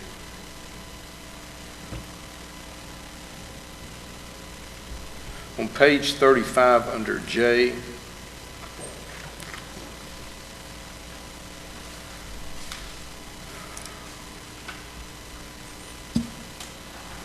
it states, let me make sure I have my notes here right. It says under no circumstance should a buyer accept more goods or services than ordered. Should we not also put in there, should not accept less than what was ordered? Well, we definitely won't pay for less. Sometimes there is things that are back ordered, so they will accept but make sure that the invoice is only billing us for what we received. So I have seen that occur on occasion. But they are checking, and so when we're paying the invoice, we're making sure that we're not paying for any more than we received. Just trying to make the policy consistent with what we do, and if we're not going to accept less than what is ordered, which makes sense. I mean, I'm not trying to be difficult from there, but I just think that there should be some reference into that. We tried to get you 9 of the 10 pieces that you ordered. We'll get it back to you in 3 months. In my mind, it's kind of like Wimpy in a Popeye movie. I'll pay you Wednesday for a hamburger, or Tuesday for a hamburger on Monday. I want to make sure that the city is getting what they're ordering when they order it and when it's received, rather than just. So you're saying we should not receive a partial? I mean, that's what you want in the policy, is not to receive a partial? I would say that 9/10 of delivery is not a full delivery, and therefore the billing cycle does not start at that point in time until we get what was fully ordered. But what if we really, really needed the 9? So you're I've starting the certainly billing seen- cycle's different than accepting the 9. That's correct. Okay. That's correct. I mean, You're saying accept the 9, but the invoice isn't due till you make a full delivery? Don't bill me for 100% if you've only delivered to me 90% of what was ordered. And that's not what we normally see, but we'll see that they've back ordered so many and they're not charging us for those. Okay. Yeah. I just want to make sure that our policy is reflective of our practices and our practices are reflective of our policies. Y'all are the experts on this. Go ahead, Drew. Councilmember Rowland? Okay. I'm sorry. No, she was going to say something and she didn't, and I wanted to make sure. Drew always has, Councilmember Rogers always has excellent points, and I wanted her to speak up, so. I was just going to explain it to Lyle, but I think he figured it out with Tracy, so. Oh, I did. Okay. I did. I'm approaching this from a 30,000-foot view, not trying to get into the weeds on what. I just want to make sure again that we practice what we preach and we preach what we're going to practice. I can come up with all sorts of sayings, but I won't. Page 38, under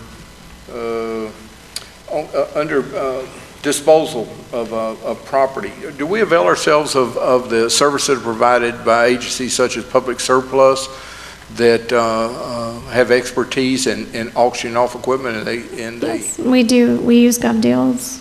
Gov Deals, yeah, that's the other one. I could not think of it. Public Service. Yeah, outstanding. Thank you so much. And then I noticed there was no.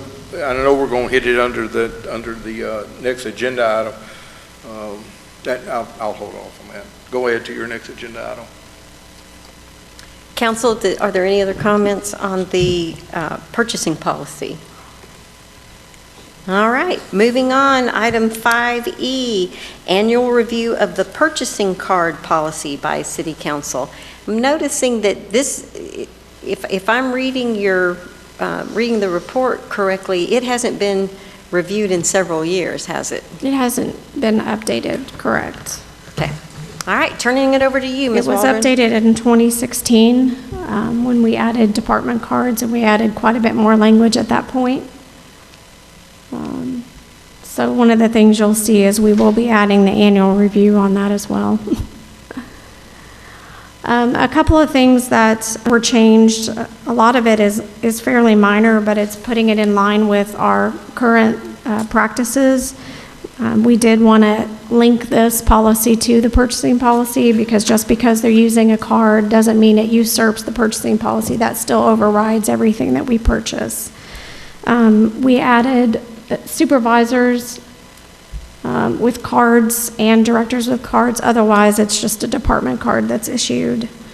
Added flexibility to change the limits on a temporary basis. And we added the detail of the AP purchasing card, because we actually do have a card in our office that we use for accounts payable, which allows us to get the benefits of the rebate program. We only use it if they're not going to charge us a fee for using it. Under duties and responsibilities, we were just updating to current practice on A2, and we also cleaned up the section under the program administrator. I think before it actually referenced some names of individuals, and we wanted to just make that more like the department and the function. And then under sales tax, we wanted to cover, not in every instance they can avoid paying the sales tax, but when it is paid, there is a process that they go through in order for us to get that. We can take that off our monthly sales tax report, so we added that language into the policy as well. Some recommendations that are not on your cover, but we're going to recommend that we bring these back as well is the city manager and I discussed, I know the finance committee reviewed this policy. Under this section where the city manager, we had changed it to department head. He would like to go ahead and leave it as city manager. And I believe acceptable purchases, we're going to remove the language of other items. And we're also going to add the annual review and reporting section along with the same section we have for the other policies. Is that it, Ms. That's Waldron? it. And Finance Committee, are you okay with those changes? Yes from both of them. I had, thank you for the city manager. I was going to ask that one, so you guys already took care of that one. And this one hasn't been reviewed in a long time, and I found a couple different typos with some of the, even with in red. So you guys probably want to just do a proofing and a spell check on that. And the only reason I thought of this was because, Mr. Hoffman, you've mentioned it to me, and Ms. Waldron, it has his employees, his through the whole thing, and you talked about having a little more generic pronouns. If we're replacing names and putting positions, we may want to say there rather than assuming that every department head and supervisor will always be male, as you are a living example that that is indeed not the case. Mayor Pro Tem Nelson. Okay. Just for clarity, under Roman numeral 2 eligibility, it says if requested, department heads and supervisors be issued a credit card in their name. The request is made to who? To the finance department. And the criteria that you had listed in the previous slide is what determines whether or not they get a credit card? Approved by city manager? Or Well, need the city manager, that was about setting the limits. I understand, but the previous slide here, if we can go back to the previous slide there, it said acceptable purchases. So approval for that supervisor to purchase items that fall into those categories?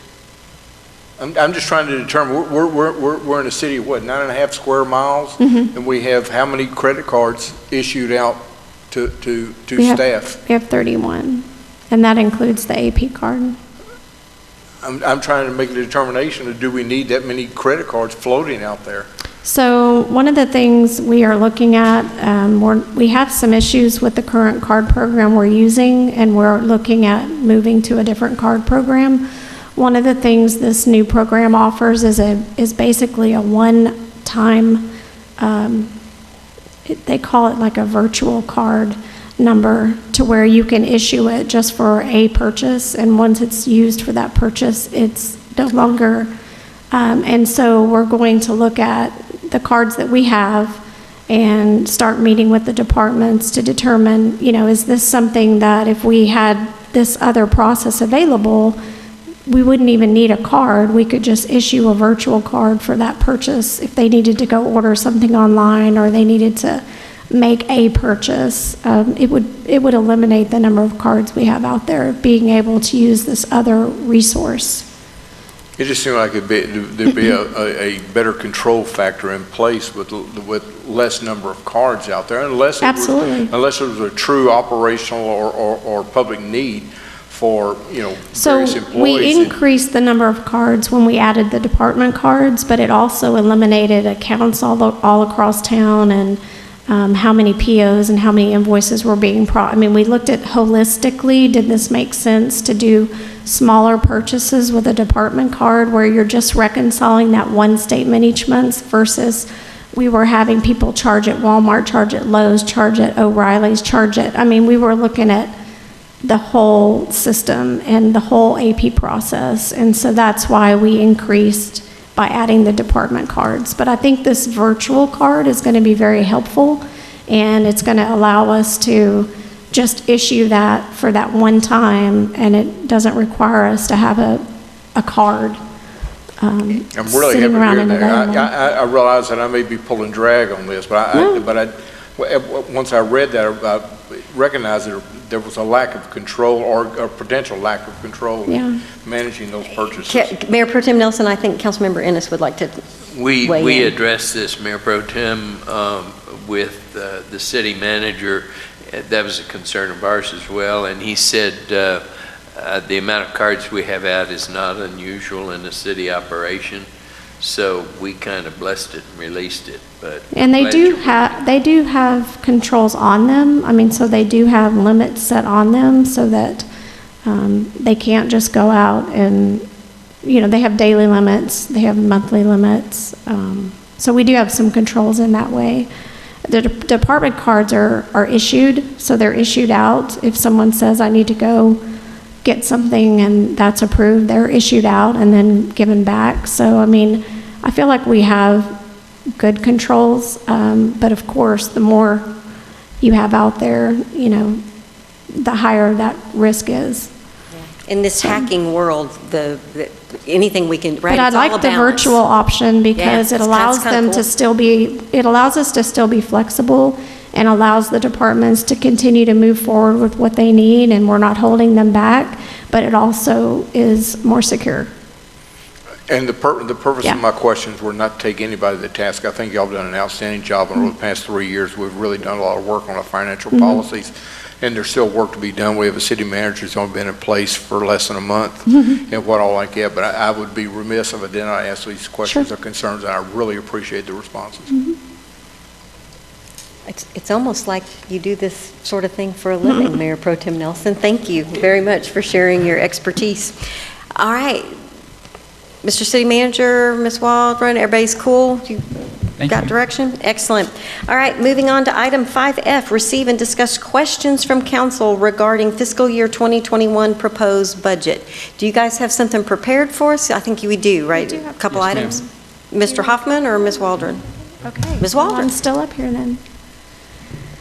So a few things that have been discussed and came up in the workshops and your workshop with Visit Bastrop, and we just want to get some feedback in order to make sure that this is included in the final document that we bring back. One of the things is the discussion of the Visit Bastrop and the true up. We actually have a credit in the budget right now for that $91,000 that we're estimating the true up to be. That number is an estimate, I'd like to say out loud. So we were wanting council's feedback on removing that true up out of the document.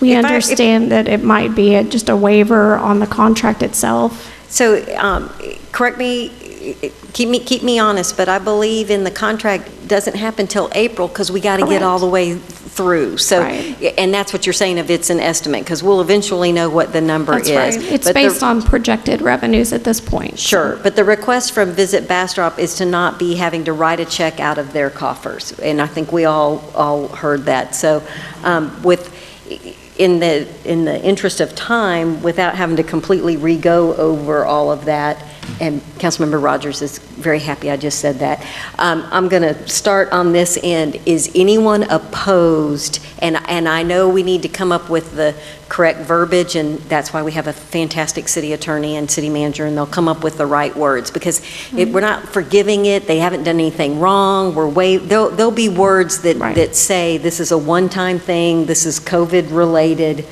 this is not we're not throwing the contract out the door. This is a one-time deal. Is anyone opposed to the idea of issuing a credit at whatever the final number to be, and it ought to be really close to that number? It could be a little bit higher, it could be a little bit lower. Is that an accurate statement? Yes. Okay. Councilmember Peterson, you okay? Councilmember Rogers is okay. Mayor Pro Tem Nelson. Councilmember Ennis is okay. Councilmember Jackson, are you okay? Okay. All right. So that one's done. Next. So what I'm taking from that is that I'm going to spread it out. So the budget in that is actually going to go up by the 91,000. So the next So it'll be one- going down out of our reserves and Yeah, not theirs. Correct. So Yeah. the Reserve amount will go expense down. will go up. Yes. Yes. Yes, absolutely. Okay. Thank So you. the other one is, I did hear back, I inquired with Texas Department of Economic, I call them TDM, but that's an acronym. Texas Department of Emergency Management, Texas yes. Division. Texas Division Texas of Division of Emergency Emergency Management. They are the ones that are handling the CARES Act relief funds, and I wanted to confirm and clarify some things that have been brought up in the past about the economic support that EDC has been giving. Is that something that we can use our CARES fund on? And the answer that I got back was yes, it is limited to the 25%, because that's the only piece of the allocation that can be for economic support. And so the magic number is $126,651. That's 25% of the 506,000 that we were allocated. Council, you'll recall that because we are the size that we are, we got monies directly for the city limits, and that was the $506,605. And you know that I signed a paper and we got our first 20%. Boy, we got that. We physically got those funds pretty quick. There are a lot of constraints on those funds. So the question had become, was the 25% of what you spent or 25% of what your allotment was? And she clarified that it was yeah, and so of the full Ms. allotment. Waldron got confirmation. So 25% of the 506,000-ish is the 126,000. And I just want council just to remind you that the EDC did a grant way before we got CARES Act money of $185,000 the first round and $215,000 the second round, for a total of $400,000. So if the EDC gets the 126, it comes nowhere near what's already been distributed. And Mr. Cox will be visiting later, but it is my understanding that the intention is for that to immediately go back out in grants. But we just wanted to get as much of the money as we possibly could. And so this would be in the form of us giving a grant to EDC, and that's how it would have to look for us to be able to do that. And EDC's got the documentation of how what businesses they did and the contracts and all that kind of stuff. So we're getting money for our businesses. Is anyone opposed to that? I'm thinking that's an easy ask. So we're going to build this into the budget as well. It'll be revenue coming in and an expense going out. Excellent. Just wanted to cover the splash pad utilities question. I did look back. Fiscal 2019, we spent $32,000 on utilities at the splash pad. I think the Parks Department unfortunately lowballed their 2020 budget and did not look back at their actuals for fiscal 2019. But they're not going to have as much in projection because of the fact that COVID has affected that particular, they didn't open as early as they would have normally opened. So we're not changing that budget. We feel like it was still reasonable based on historical, but I didn't want to bring it up because it was a big number. And that's it. Anything else All y'all right, had? council, next time we meet, we'll be taking our first vote on September 8th. So are there any other budget questions? Mayor Pro Tem Nelson. Just a comment. Yeah, my questions were not meant to denigrate the work of our finance subcommittee.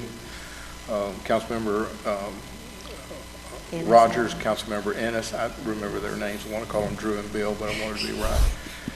I know that they put forth a lot of extra effort on this. The efforts that you put forward and the efforts of our city manager, I really, really appreciate what y'all done. And so I don't take my questions as being an indictment on anybody's efforts. Thank you. Thank you, Mayor Pro Tem Nelson. Is there anything else that you wanted to cover? That's all. All right, council, it's 8:18. We're going to take a bio break. It is 8:18 and we are adjourned. Let's try to keep it to 5 to 7 minutes because you'll be mad if it takes us a long time to get done. We will come back on item 6A.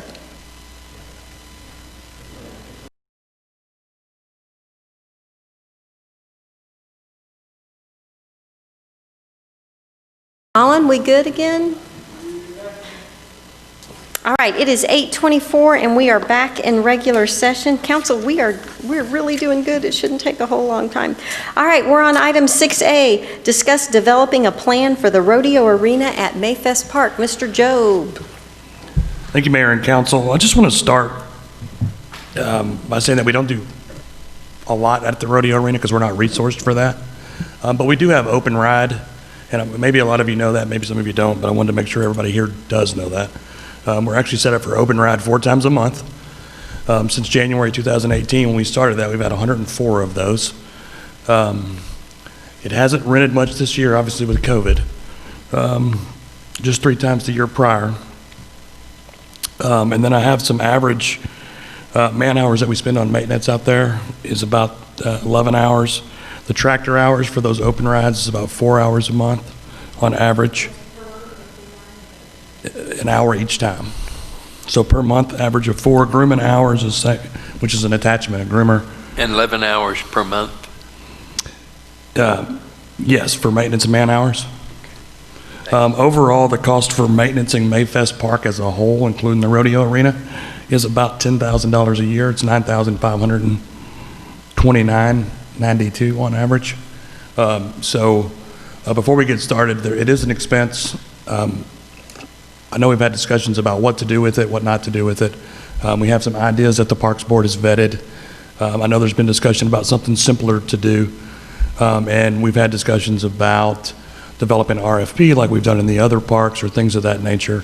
I'm just trying to catch everybody up if we're interested in doing something like that to continue. We'd have to, again, see if we were resourced for it, make some adjustments because we're currently not resourced for that. There's about $3,000 a year that goes into the Mayfest Park budget. I think it's about $3,024, which doesn't, utilities would be in another line item. That's for things that break or they're kind of an emergency or there's a bathroom replacement in the actual line item of the park's budget. But overall expenses on Mayfest is about $10,000 a year. Where does that 10,000 come from if we only have 3,000 budgeted? It comes from the general fund. Okay.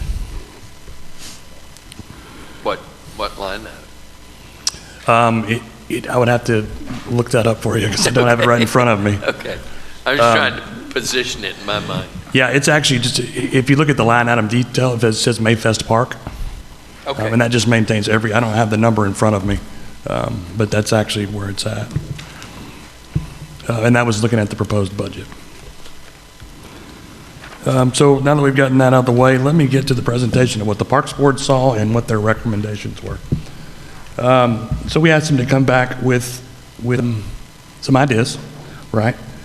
We think one thing we could do, and basically we may need to adjust resources slightly, but we can have no improvements because there's always an option to do nothing, right?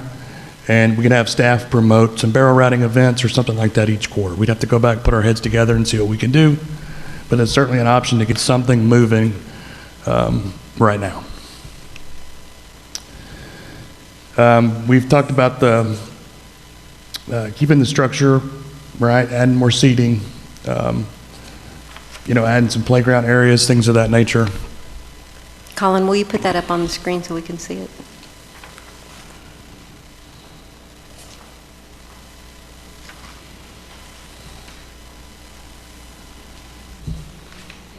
Perfect. Thank you, sir.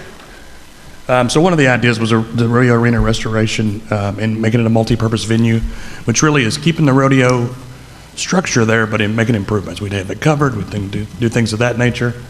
And it could look something like this one day, right? You could have an indoor venue where you could do auctions, you could have rodeos, you could hold training for your agricultural sciences, things of that nature. That was option number one. This was actually from Katy, Texas. We also had a concept plan performed in 2017, and then we stopped talking about this thing since then. And it may be a little tough to see in these pictures. Let me see if I can blow this up. Oops, back up one. But that RV parking that was suggested at the last arena, or the last meeting, I'm sorry, there would be some of that added here, and I believe some in here. It's page 56 of your packet, Council. There we go.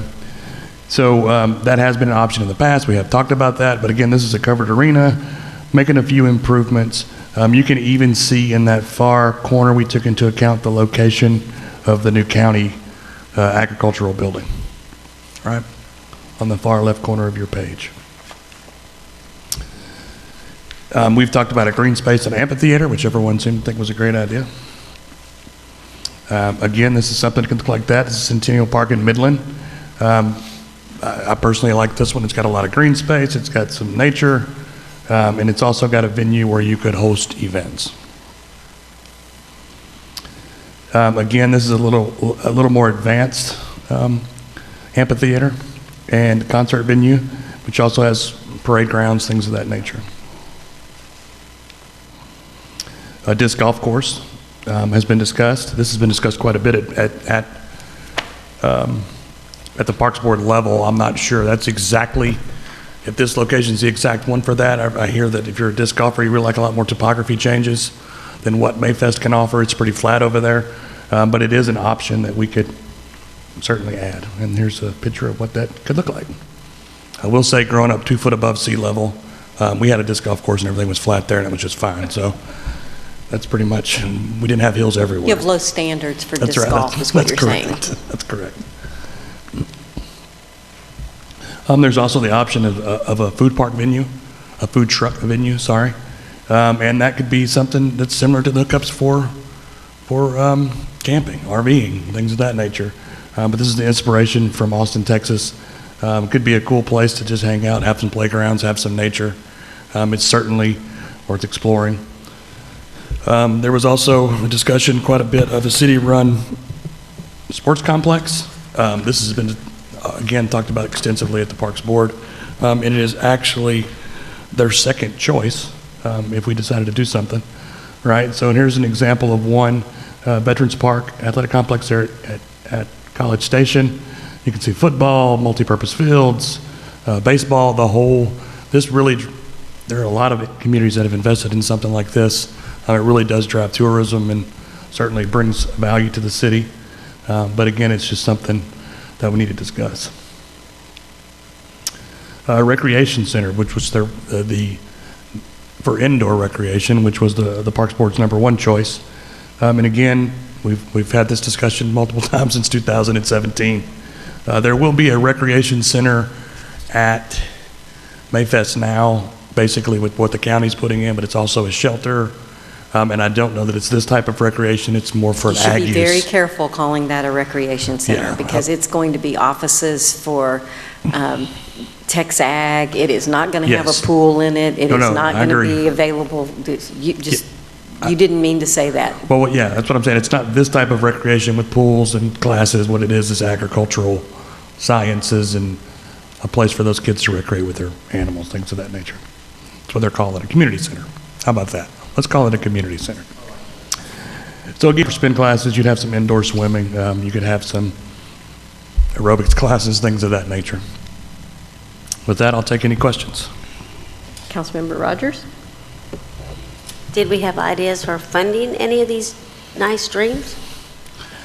We do not. We will have to discuss funding. We have talked about in the past, there was actually a House bill, we talked about hot funding these, and they were eligible, but you have certain event requirements. We probably have to go back and talk to the legislature, freshen that back up, but that's certainly an option if the hot funds are strong. I guess what I'm afraid of is that these are all wonderful options. We've talked about them, and we talked about things like this back in 2017. You show it all to us, but we have no plans of anything, no options of any way, so we'll talk about it again in 2025. Sure. See what I'm saying? I guess I don't want it just to be an idea of what we could do. I mean, it's still going to sit out there, and it's still going to cost the city $10,000 a year Yep. just to sit there. It just doesn't seem to be feasible to have something that costs us $10,000 a year to sit there. I mean, So I'll tell you- would you keep something that costs you $10,000 a year and not do nothing with it? I think parks is a different use than exactly everything else when it comes to cost recovery. I think it's important to talk about that. So I will tell you, you do not make money on any of your park system. If that's a policy direction we'd like to head towards, I'm certainly willing to I'm not bring asking that. you to make money, I'm asking you to make it more accessible to the public somehow, some way. I don't care if they throw the frisbees and play the discs.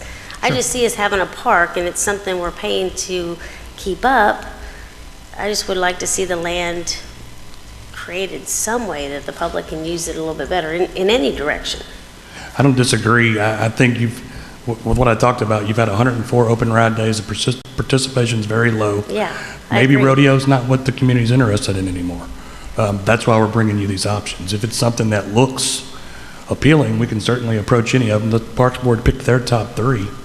But how we fund that, we'll have to bring back here and have a much bigger discussion. I think as a whole, this community's never addressed recreation. We've pawed at it a little bit. We fund it here and there. But as a whole, it's been left behind. And honestly, what we do is we mow the grass. We maintain it. That's what we've invested in as a community. That's what worries me, is that we just keep maintaining something and not utilizing it. That's been my whole problem with the whole I agree. situation. I don't know who But that's was, a separate budget discussion. which one of you was first? Oh, he's not even on. Mayor Pro Tem Nelson? Is there, well, and you are correct, but I think our Wheeled Sports Complex is a step forward in the direction of providing true recreational facilities for our community, as well as a splash pad.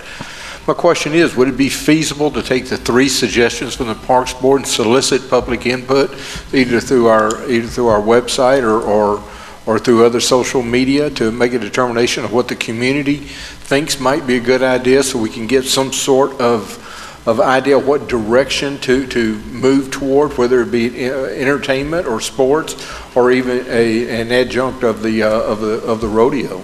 Mayor Pro Tem Nelson, may I be a Debbie Downer, to use that term? Nothing stopped you before? Councilmember Rogers may agree with this. I think the community is surveyed out. We've done that a lot. And the response is always an indoor swimming pool. They don't like that the state park pool that's only open during the summer is the only option. People want to be able to do everything from recreation to therapy. And I believe if we ask them to vote on 3 things that we can't afford, then we get into that loop of, you asked me what I wanted, I told you what I wanted, it's 3 years later and it's still not funded.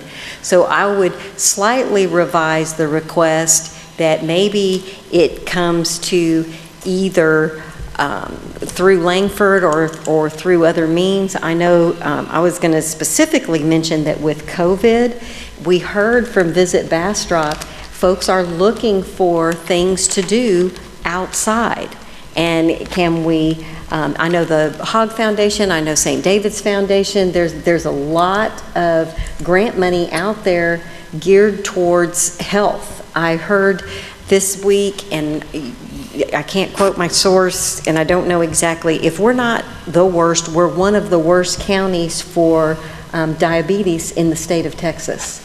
We've got health problems. And so if you take those kind of statistics and bump it up against some foundations that would like to help you with some of your health, and you're providing access to the public, you know, maybe that's the big plan, and maybe the more immediate small plan is, turns out we own a utility company. Turns out we have people who work for us that can lay pipe, and maybe we put in a few RV spots and see if they get used, see if that helps, you know, so maybe we kind of attack it from both ends. But I'm just leery of asking the community, do you want this shiny thing or this shiny thing, if we have absolutely no way to fund either one of them. That's just my 2 cents. So Mr. Hoffman and I have had quite a bit of discussion about a capital program. And if you remember, we talked about in the budget workshops, about 2023, quite a bit of debt drops off. So maybe that's a spot. But that sounds like it's a long way away, but it's really not. not in the capital planning world, because we have a lot of stuff that we want to change and fix. And then the community gets to address it and they get to vote. I mean, that's And quite frankly, what they want to spend. we know in 2017, we got to do things that aren't real exciting, like, wastewater treatment plants and water treatment plants and drainage systems and streets. And so as those things are funded and they're in place, then as we have bonding capacity, it does let us now we're talking. We have bonding capacity, public. We're gonna be able to issue bonds, and do you want it to be an indoor swimming pool, or do you want it to be a soccer sports complex? That's a more fun conversation to have. So I'm not trying to weigh down, but we've done it through the comprehensive plan. We did it when we did the land use. They're pretty consistent with what they want. Councilmember Peterson, are you agreeing with me? We could pull the last few surveys and even make sure, just to see where we're at. Councilmember Ennis? You hit on most of my points, Mayor. The one thing I want to remind us of is we've got $11 million hickey right down this street, hanging over the river, that we've got to address monetarily, bond-wise or grant-wise or hot venue tax-wise, however, and taking on something that all these options are wonderful, but we kind of got to do that first. Yes, sir, I don't disagree with that at all. And Susan Smith may be watching, but I would challenge Visit Bastrop. They get a big chunk of our hot funds, and as they are tracking tourism and seeing what they're interested in, maybe some of their marketing funds needs to be diverted to Mayfest Park so that we can be the only ones that provide people the opportunity to have the state park and kayaking and a food truck all in a 5-minute walk or whatever. Councilmember Rogers?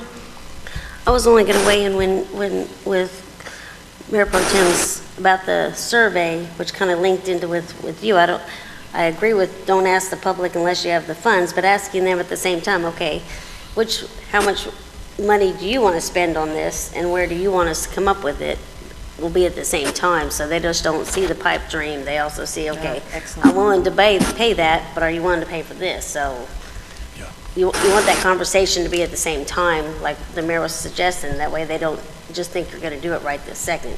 Yeah, like they realize the bill's coming in the mail. Are you willing to pay a higher property tax to build it and maintain Right. it? Just how important is it? So What's the value? Yeah. So from a bond availability in 2023, and Mr. Hoffman, maybe as a part of our strategy when we have our meetings in the spring, this is a good topic to go over. And short term, I think the idea of whether it's utility connections for a food truck or utility connections for a few RV spaces, even if we just did like a pilot program of 5 spaces, let's just see if it works out. It may be some revenue, and it may be an option of there's some folks that would come for the open ride. If they can hook up to the RV, they may spend the night and visit some of our restaurants and hang out for the weekend, and it could be a good combination. Councilmember Ennis? Is that open ride publicized? It is posted on our city website. Probably not as well as it could be. I'll put it to you that way. We did talk about it a lot when we first started it, and it's on the Parks website again, and you can find it on our calendar. The Parks Department. They go in, they groom it, they open it, and it's just a standard. People bring their. Well, I'm obviously not a rodeo guy. I'm used to playing a rodeo band, but that's about as far as they bring their own. The riders bring their own horses, yes, sir. Et cetera, et cetera. Yes, sir. And sometimes, we rent it in 4-hour blocks. Sometimes they'll rent it for 4 hours, a family or a couple, and they'll just go out and barrel race or just work their horses, just practice. It doesn't rent near as much as we'd like, but. I agree that Visit Bastrop ought to be roped into that somehow. No pun intended. Get it roped. Yeah, wasn't I smart? See, I think we're building detention ponds and stuff. I'd put a whole bunch of dirt on there and make a motocross run. I don't know what all options we could have, but to your point, it's a piece of property. I will say that we have some RV spots available there already that people will generally hook their trailers to and do spend the night. How many do we have? Well, I was going to say, let me find out how many we have. How much do we charge? I will get that too, and what we can do to market them. Excellent. I have a comment too when I can jump in. Sure, Councilmember Jackson? Yeah, I was recalling our meeting that we had, the joint meeting we had last year, I guess, with the EDC about some recommendations from that group that did the, they had to study.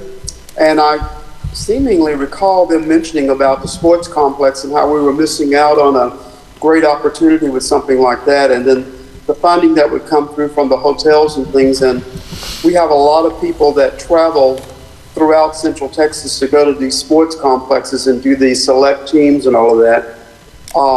And of course, I wouldn't, I have to mention about my penchant for the last 25 years or so trying to get recreation in town. But I think the sports complex would pay for itself if we did tournaments and things. We could host that and we could bring people into town. And so we could dip it, we would have funding that would go in through the hotel occupancy tax, and then the EDC would be able to work with us as well as Visit Bastrop. So, Councilmember Jackson, I believe EDC's findings was that from a acreage standpoint, for it to really be the hot draw, you've got to have enough fields to be able to have major tournaments and stuff. And I can double check that study, but I think Mayfest is not big enough. I couldn't hear you. I'll call you tomorrow. I was trying to finish, and then I think you started. I'm sorry. What you said. Go ahead, sir. I'm sorry. No, I was trying to hear what you were saying. The EDC study, I believe, and I can double check it, but I believe that Mayfest is not big enough because you have to be able to have enough fields to have a good amount of tournaments. You can see the pictures that Trey was showing. It's quite a bit of acreage, and I think that they found that Mayfest wasn't big enough, and the EDC recommendation was even if it was in the ETJ, that the city could benefit from it. But you have to have large parking areas and a significant number of fields, or it's not considered a complex. Right. I realize that having done tournaments in the past, that it is, but I think there's also some additional property in the area that's available. But and working with the county, I think, and the city together on that would be an excellent project for us to do. So I'm hoping that we'll consider that and look into it because we've missed the boat for so long in trying to get that done. I'm finished now. Okay, thank you, sir. All right, well, this was a discussion, and we've had a good discussion. Sounds like we'll be coming back and revisiting it in the spring with the strategy. Thank you very much, Mr. Job. Thank you. All right, council, moving on to item number 7. I have one citizen comment. I think I can do it in 3 minutes, but you may want to. It is from Joshua Gordon, who lives at 1911 Main Street. In November, we will have lived in Bastrop 10 years. Excuse me. In March, my family installed solar panels on our home. As you go around Bastrop, one has to notice that compared to other towns, Bastrop has relatively few homes with solar panels. Why is that? When we were considering solar panels, the solar company informed me that Bastrop is one of the only towns in Central Texas that does not offer an incentive such as net metering for its citizens to go solar. We decided to go ahead with the install anyways, fully knowing that we would be donating many kilowatts to the Bastrop grid. It was more important for us to be sustainable, even though it didn't make economic sense, but I can't blame other families for not making the same choice. Without getting too much in the weeds, our solar panels generate roughly 100 kilowatts during the day, and we are only using 70 to 80%, far less than most families. Meanwhile, we are essentially donating 80 kilowatts to Bastrop. Since Bastrop does not have a net metering system, we are forced to buy electricity during the night and mornings when our system is not producing. If Bastrop wants to become a forward-thinking, sustainable community that encourages trees, wildlife, community gardens, etc., the city needs to research and begin making a plan to reimburse its citizens for solar, like many of the other cities that surround it, before we are left behind. If Bastrop does that, we will see many more homes go solar. That is our citizen comment for this evening. Council, we're moving to the consent agenda, and I am pulling item 8B. You will recall that Mayor Pro Tem Nelson recused himself when this was originally reviewed. So, Madam Secretary, if you will, does anybody want 8A or 8C pulled? Madam Secretary, if you'll read 8A and 8C. The consent agenda reads as follows. Item 8A, consider action to approve City Council minutes from the August 11th, 2020 regular meeting, August 13th, 2020 joint City Council and Visit Bastrop Board of Directors meeting, and August 18th, 2020 Council Budget Workshop. Item 8C, consider action to approve the second reading of ordinance number 2020-24 of the City Council of the City of Bastrop, Texas, amending the Bastrop Economic Development Budget for the fiscal year 2020 in accordance with existing statutory requirements, appropriating the various amounts herein as attached in Exhibit A, repealing all prior ordinances and actions in conflict herewith, and establishing an effective date. This concludes the consent agenda. Move to approve. Second. I have a motion to approve from Mayor Pro Tem Nelson and a second from Councilmember Ennis. Is there any further discussion? Madam Secretary, if you'll call the roll. Mayor Pro Tem Nelson? Yes. Councilmember Ennis? Yes. Councilmember Jackson? Yes. Councilmember Rogers? Yes. Councilmember Peterson? Yes. Thank you, Council. Excellent. The motion passes unanimously. Item 8B, we will consider for voting, and Mayor Pro Tem Nelson will be recusing himself. Consider action to approve the second reading of ordinance number 2020-23 of the City Council of the City of Bastrop, Texas, approving the updated service plan, including provisions related to the assessments for Hunters Crossing Public Improvement District, approving a fiscal year 2021 assessment roll for the district and containing other provisions related to the Hunters Crossing Public Improvement District and Hunters Crossing Local Government Corporation, providing for an effective date. Move to approve. I have a motion to approve from Councilmember Ennis. A second. And a second from Councilmember Rogers. Is there any further discussion? Madam Secretary, if you'll call the roll. Councilmember Ennis? Yes. Councilmember Rogers? Councilmember Jackson? Yes. Councilmember Peterson? Yes. Motion passes unanimously with 4 votes. We are returning to the items for individual consideration. Council, I would like your permission to go to 9C. Mr. Cox is, we believe, Colin's going to be working on getting him in line. We've got an EDC meeting tomorrow, and he's got little kids, and the other items kind of go together, so I would like to go ahead and get him taken care of. Item 9C, consider action to approve the first reading of ordinance number 2020-26 of the City Council of the City of Bastrop, Texas, amending the Bastrop Economic Development Budget for the fiscal 2020 in accordance with existing statutory requirements, appropriating the various amounts herein as attached in Exhibit A, repealing all prior ordinances and actions in conflict herewith, establishing an effective date, and move to include on the September 8th, 2020 City Council consent agenda for a second reading. Colin, sorry, is he there?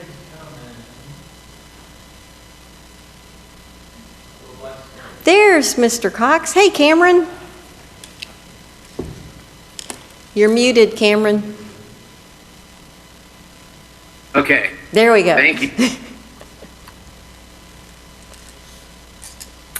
All right, I appreciate it. So first and foremost, the mayor is right. We have panels being delivered tonight, and they were brought into this evening on 18-wheeler, and they're going to be installed next week. I want to thank the city, specifically Trey and Eric, for their help in the last week in coordinating with our construction crew for the crane and some other last-minute permit inspection items we had done. So thank you guys for that. The mayor is also right tonight, that's twice, about Main Street construction and the roads, and that you guys doing it right, going in and doing the subcrete the right way so you don't have to do it twice is good. I'm glad. We're going to have a building there, which is why I'm here tonight.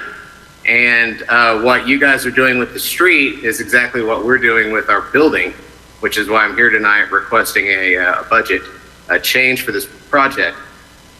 This project started over a year ago when you approved it last summer, and it was approved for $1.8 million. And since that time, we've had a different contractor, we've had a different director, we've had a different design, and we quite frankly have a different building than we had last summer. The reasons for that is because we've had to do a lot of changes for the waterproofing due to the age of the walls for our neighbors. We started off with last summer with a stucco design that moved to a panel design of masonry that now is a solid steel, double redundant, waterproof, then with a third fallback water drainage plan that Sabre hired a water expert engineer to design. And it also coordinates with our roofs with our neighbors to ensure that the roofs don't leak. And it also includes working with one of our neighbors to replace half of their roof, so the cricket there up top will flow with ours, and it'll be water sealed and watertight. None of that was in any of this last year. In addition to that, the entire framing, the structural elements of the building are different. It is quite literally a different building. The only thing that's remained the same is the Art Institute's going to be there, and the facades are the same looking. Aside from that, it is different. And so that's why tonight, this is essentially a different project. So it's not like we had any cost overruns. All of these changes were made prior to us breaking ground. So from day one to now, it's been a different project. It's just we've run out of the 1.8 million, and the total price tag of this, which we knew about 5 months ago, as we were working through the numbers, we finally got it to a final number in the last 60 days, is 2.9 million. And so that's what we're requesting today as our budget amendment for that amount. And then I also want to say thanks to Tracy for the budget help this past 2 months. And then I also have an answer to you guys from the EDC side on the sports complex. I looked at our strategic plan while you guys were talking, and the Garner Economics recommended a study be done for some sort of sports complex or event complex. He estimated it at $35,000 to $50,000 study. He said it should be led by any one or more of the chamber, the city, Visit Bastrop, and or the EDC. And in addition to that, on page 31 of his report, he states that of the 15 key jobs to target in Bastrop, 11 of them are music and film related. And we also had a music friendly designation recently. So maybe we would look at an amphitheater or something and capitalizing on that and or working on that. I don't know, just throwing out ideas. You mentioned that, so it's out there. So I thought I would give you what the EDC's position and what the Garner report said on that. And at this time, I'll conclude and answer any questions that you have. Thank you, Mr. Cox. You were getting dangerously close to off item because we're talking about 921 on the agenda, but I very, very much appreciate the information. It's super helpful as we're moving forward. One thing that is included, Council, I would encourage you, if you're looking at page 138 of our packet, you will see that with this budget amendment, there is still nearly $2.7 million in reserves. And that was one thing, Mr. Cox, that I wanted to make sure we were clear is although it is a budget amendment, there is still very healthy reserves in the EDC. That is correct. Thank you, Mayor. Council, do you have any questions for Mr. Cox? If they have it in the reserves, I move to approve. I second. I have a motion from Mayor Pro Tem Nelson and a second from Councilmember Rogers. Is there any further discussion? Madam Secretary, if you'll call the roll. Mayor Pro Tem Nelson. Yes. Councilmember Rogers. Yes. Councilmember Jackson. Yes. Councilmember Ennis. Yes. Councilmember Peterson. Yes. Thank you very much, Council. The motion passes unanimously. Thank you, Mr. Cox. I will see you tomorrow at our special board meeting. All right, Great. Council. Thank you so much, Mayor. Thank you. Have a good evening. We are going to go back to 9A. It won't take but just a moment. Consider and adopt on first and final reading ordinance number 2020-25, an emergency measure ratifying temporary emergency orders enacted by the mayor in her capacity as emergency management director in regards to the current local state of disaster for the immediate preservation of the public peace, health, and safety. We are on day 163. We have confirmed cases of 1,536, but the great news is we have recoveries of 1,282. So currently, in a county of 80,000 people, we have 224 active cases. The emergency management will tell you that's because we've all been good about wearing our mask and social distancing. But if you think about 224 cases out of 80,000, I heard this afternoon on the news as I was coming in for council that Travis County's numbers are also improving, and they are looking at going to phase 3. I have not signed any emergency orders, and I don't have a recommendation of making any major changes to phase 3. Mr. Hoffman and I have spoken about that, and we'll be reviewing phase 3, and we may make some minor adjustments to that. One of the things that we are possibly looking at is opening City Hall during the day. We have very few visitors, and if people are making a delivery and they've got their mask on, it's just sort of an extra effort that all the doors are locked. So I don't have a plan for you tonight, but we will be looking at that, and I found it very interesting that Travis County is talking about going to phase 3. We're on day 163, as I mentioned. We have completed, from a county standpoint, 4,595 tests.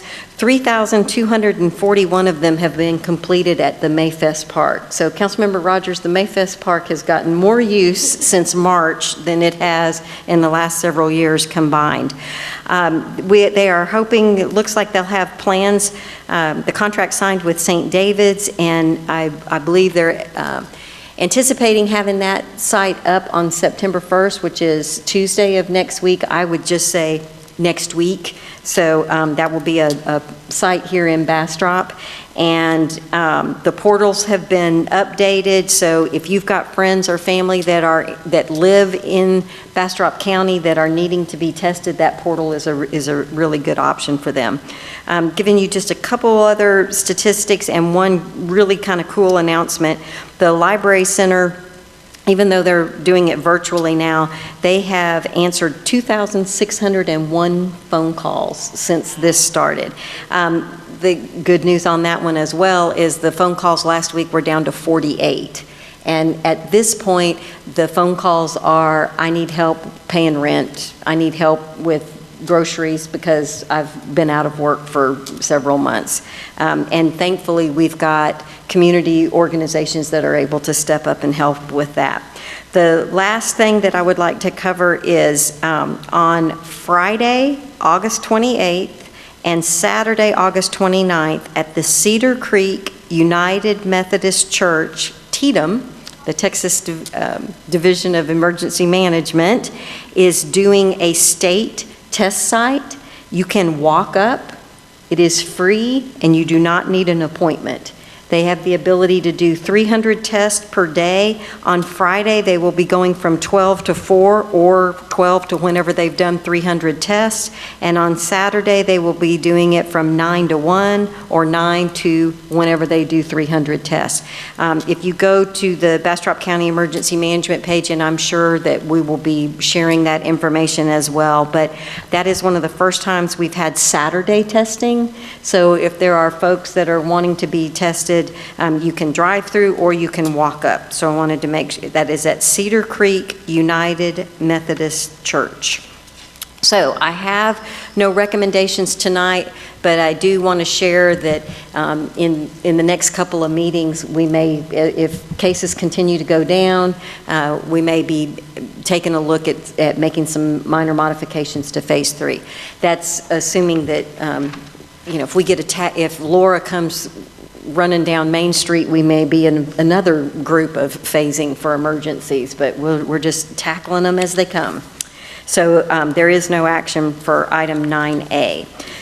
Moving on to item 9B, consider action to approve resolution number R 2020-74 of the City Council of the City of Bastrop, Texas, to approve grant administration service providers to provide grant writing services for a complete application and project implementation for grant projects, including but not limited to the Department of Agriculture, Texas Community Development Block Grant Program to include downtown revitalization of Water Street, authorizing the city manager to execute all necessary documents, providing for a repealing clause, and establishing an effective date. Mr. Joe.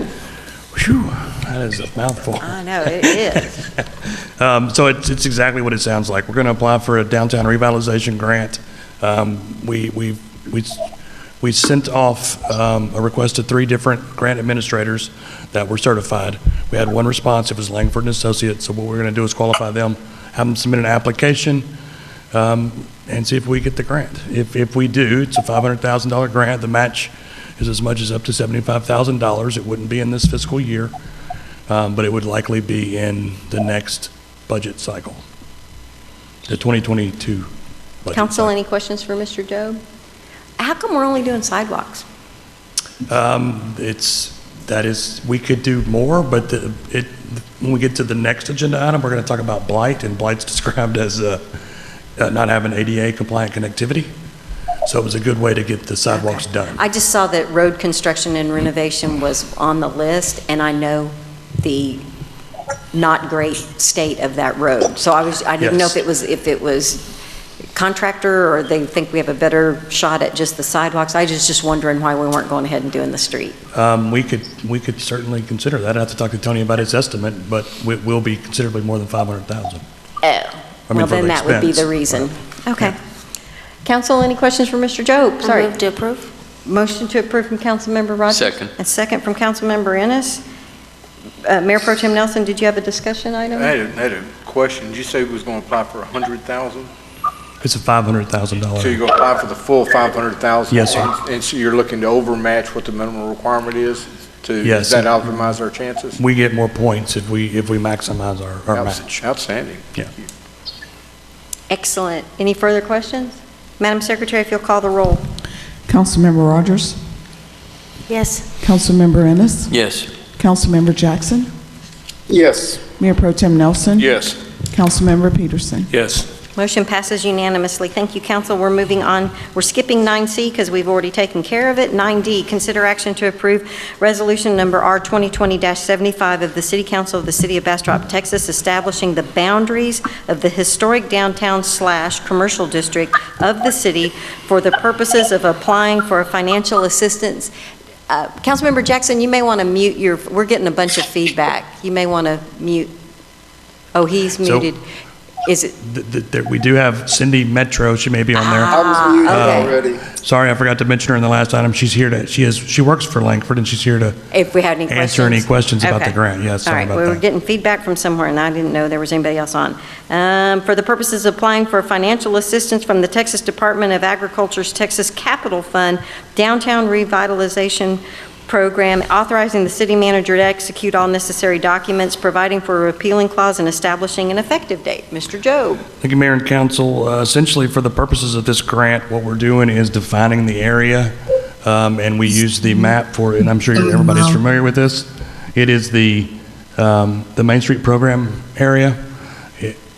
We are going to sit in this map. It's specifically for this grant. We're not changing any historic anything. We're just declaring this a historic area, which it is. Because we got to have the map to apply for the grant. That's correct. Is that You where have to we have the are? map to apply for the grant. And so the sidewalks are you telling me it's $500,000 to do sidewalks on Water Street? Correct. Wow, okay. Move to approve. Motion to approve from Councilmember Ennis, Second. second from Mayor Pro Tem Nelson. Any further discussion?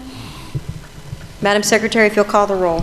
Councilmember Ennis? Yes. Mayor Pro Tem Nelson? Yes. Councilmember Jackson?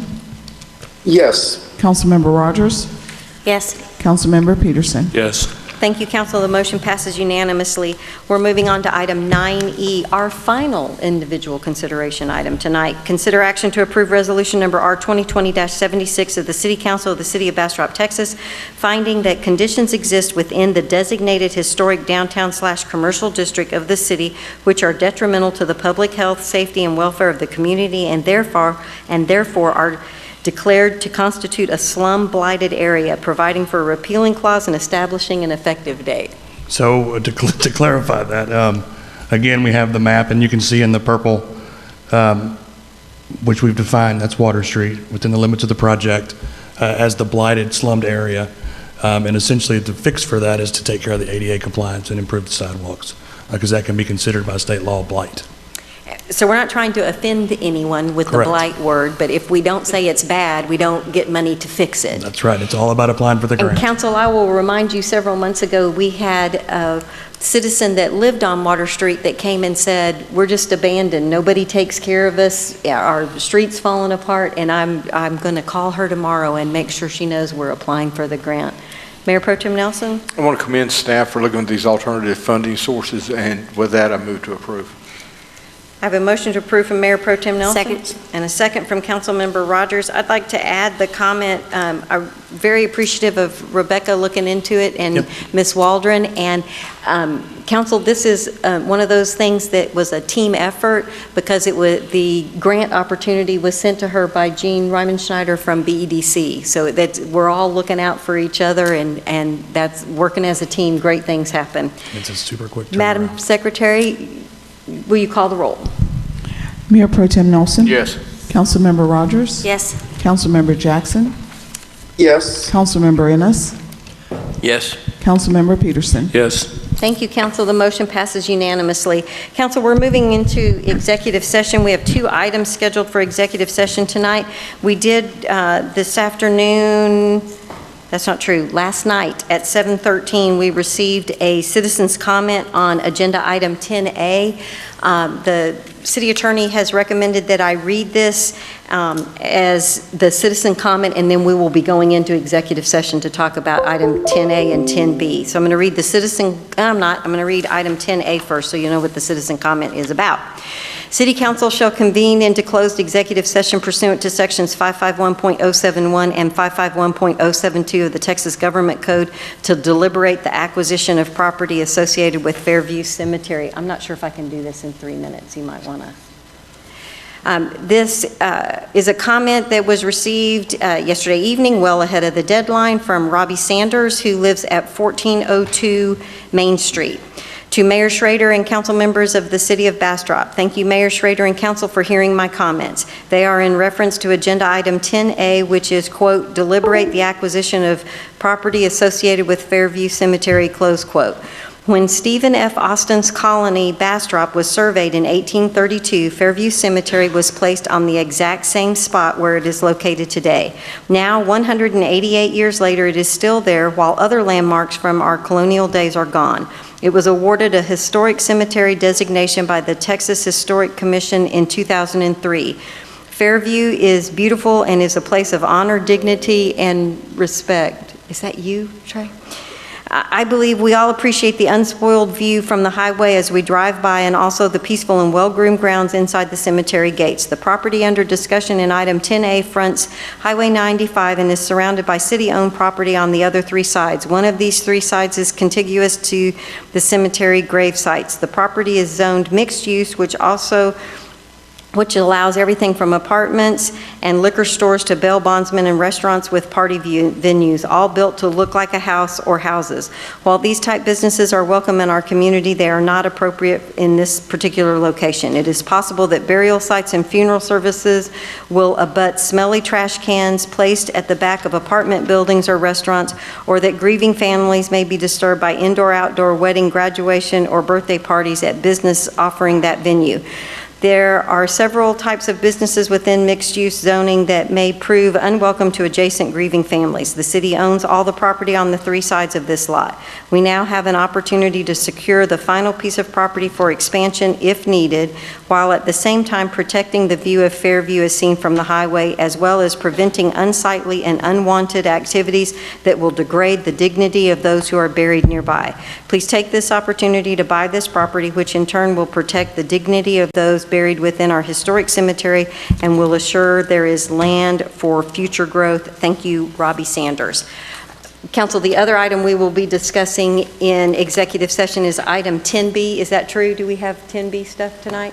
10B, City Council shall convene to close executive session pursuant to Texas Government Code Section 551.071 and 551.072 to seek the advice of legal counsel to deliberate upon the acquisition of real property interests associated with the construction of wastewater treatment plant number 3 at 385 South Highway 304, Unit B, Bastrop, Texas 78602, and its collection systems, including all related agreements, authorizations, easements, resolutions, and associated legal actions. It is 9:13. We are in executive session. It's 10:19, and we are back in regular session. We are on item number 11, take any necessary or appropriate action on matters posted for consideration in closed executive session. Councilmember Ennis? Thank you, Mayor. I'd like to make a motion directing the city manager to have an appraisal done on the subject property mentioned in item 10A in anticipation of making an offer. I have a Second. I have a motion from Councilmember Ennis. I have a second from Councilmember Jackson. Madam Secretary, if you will call the roll. That was so unfair. Sorry. She was just getting in here. Councilmember Ennis, Yes. Councilmember Jackson, Yes. Mayor Pro Tem Nelson, Yes. Councilmember Rogers, Yes. Councilmember Peterson. Yes. Motion passes unanimously. Councilmember Peterson, we are at item number 12. Mayor, I'd like to make a motion to adjourn. It is 10:20, and we are adjourned. Thank you very much, staff. Everyone be safe going home. Thank you,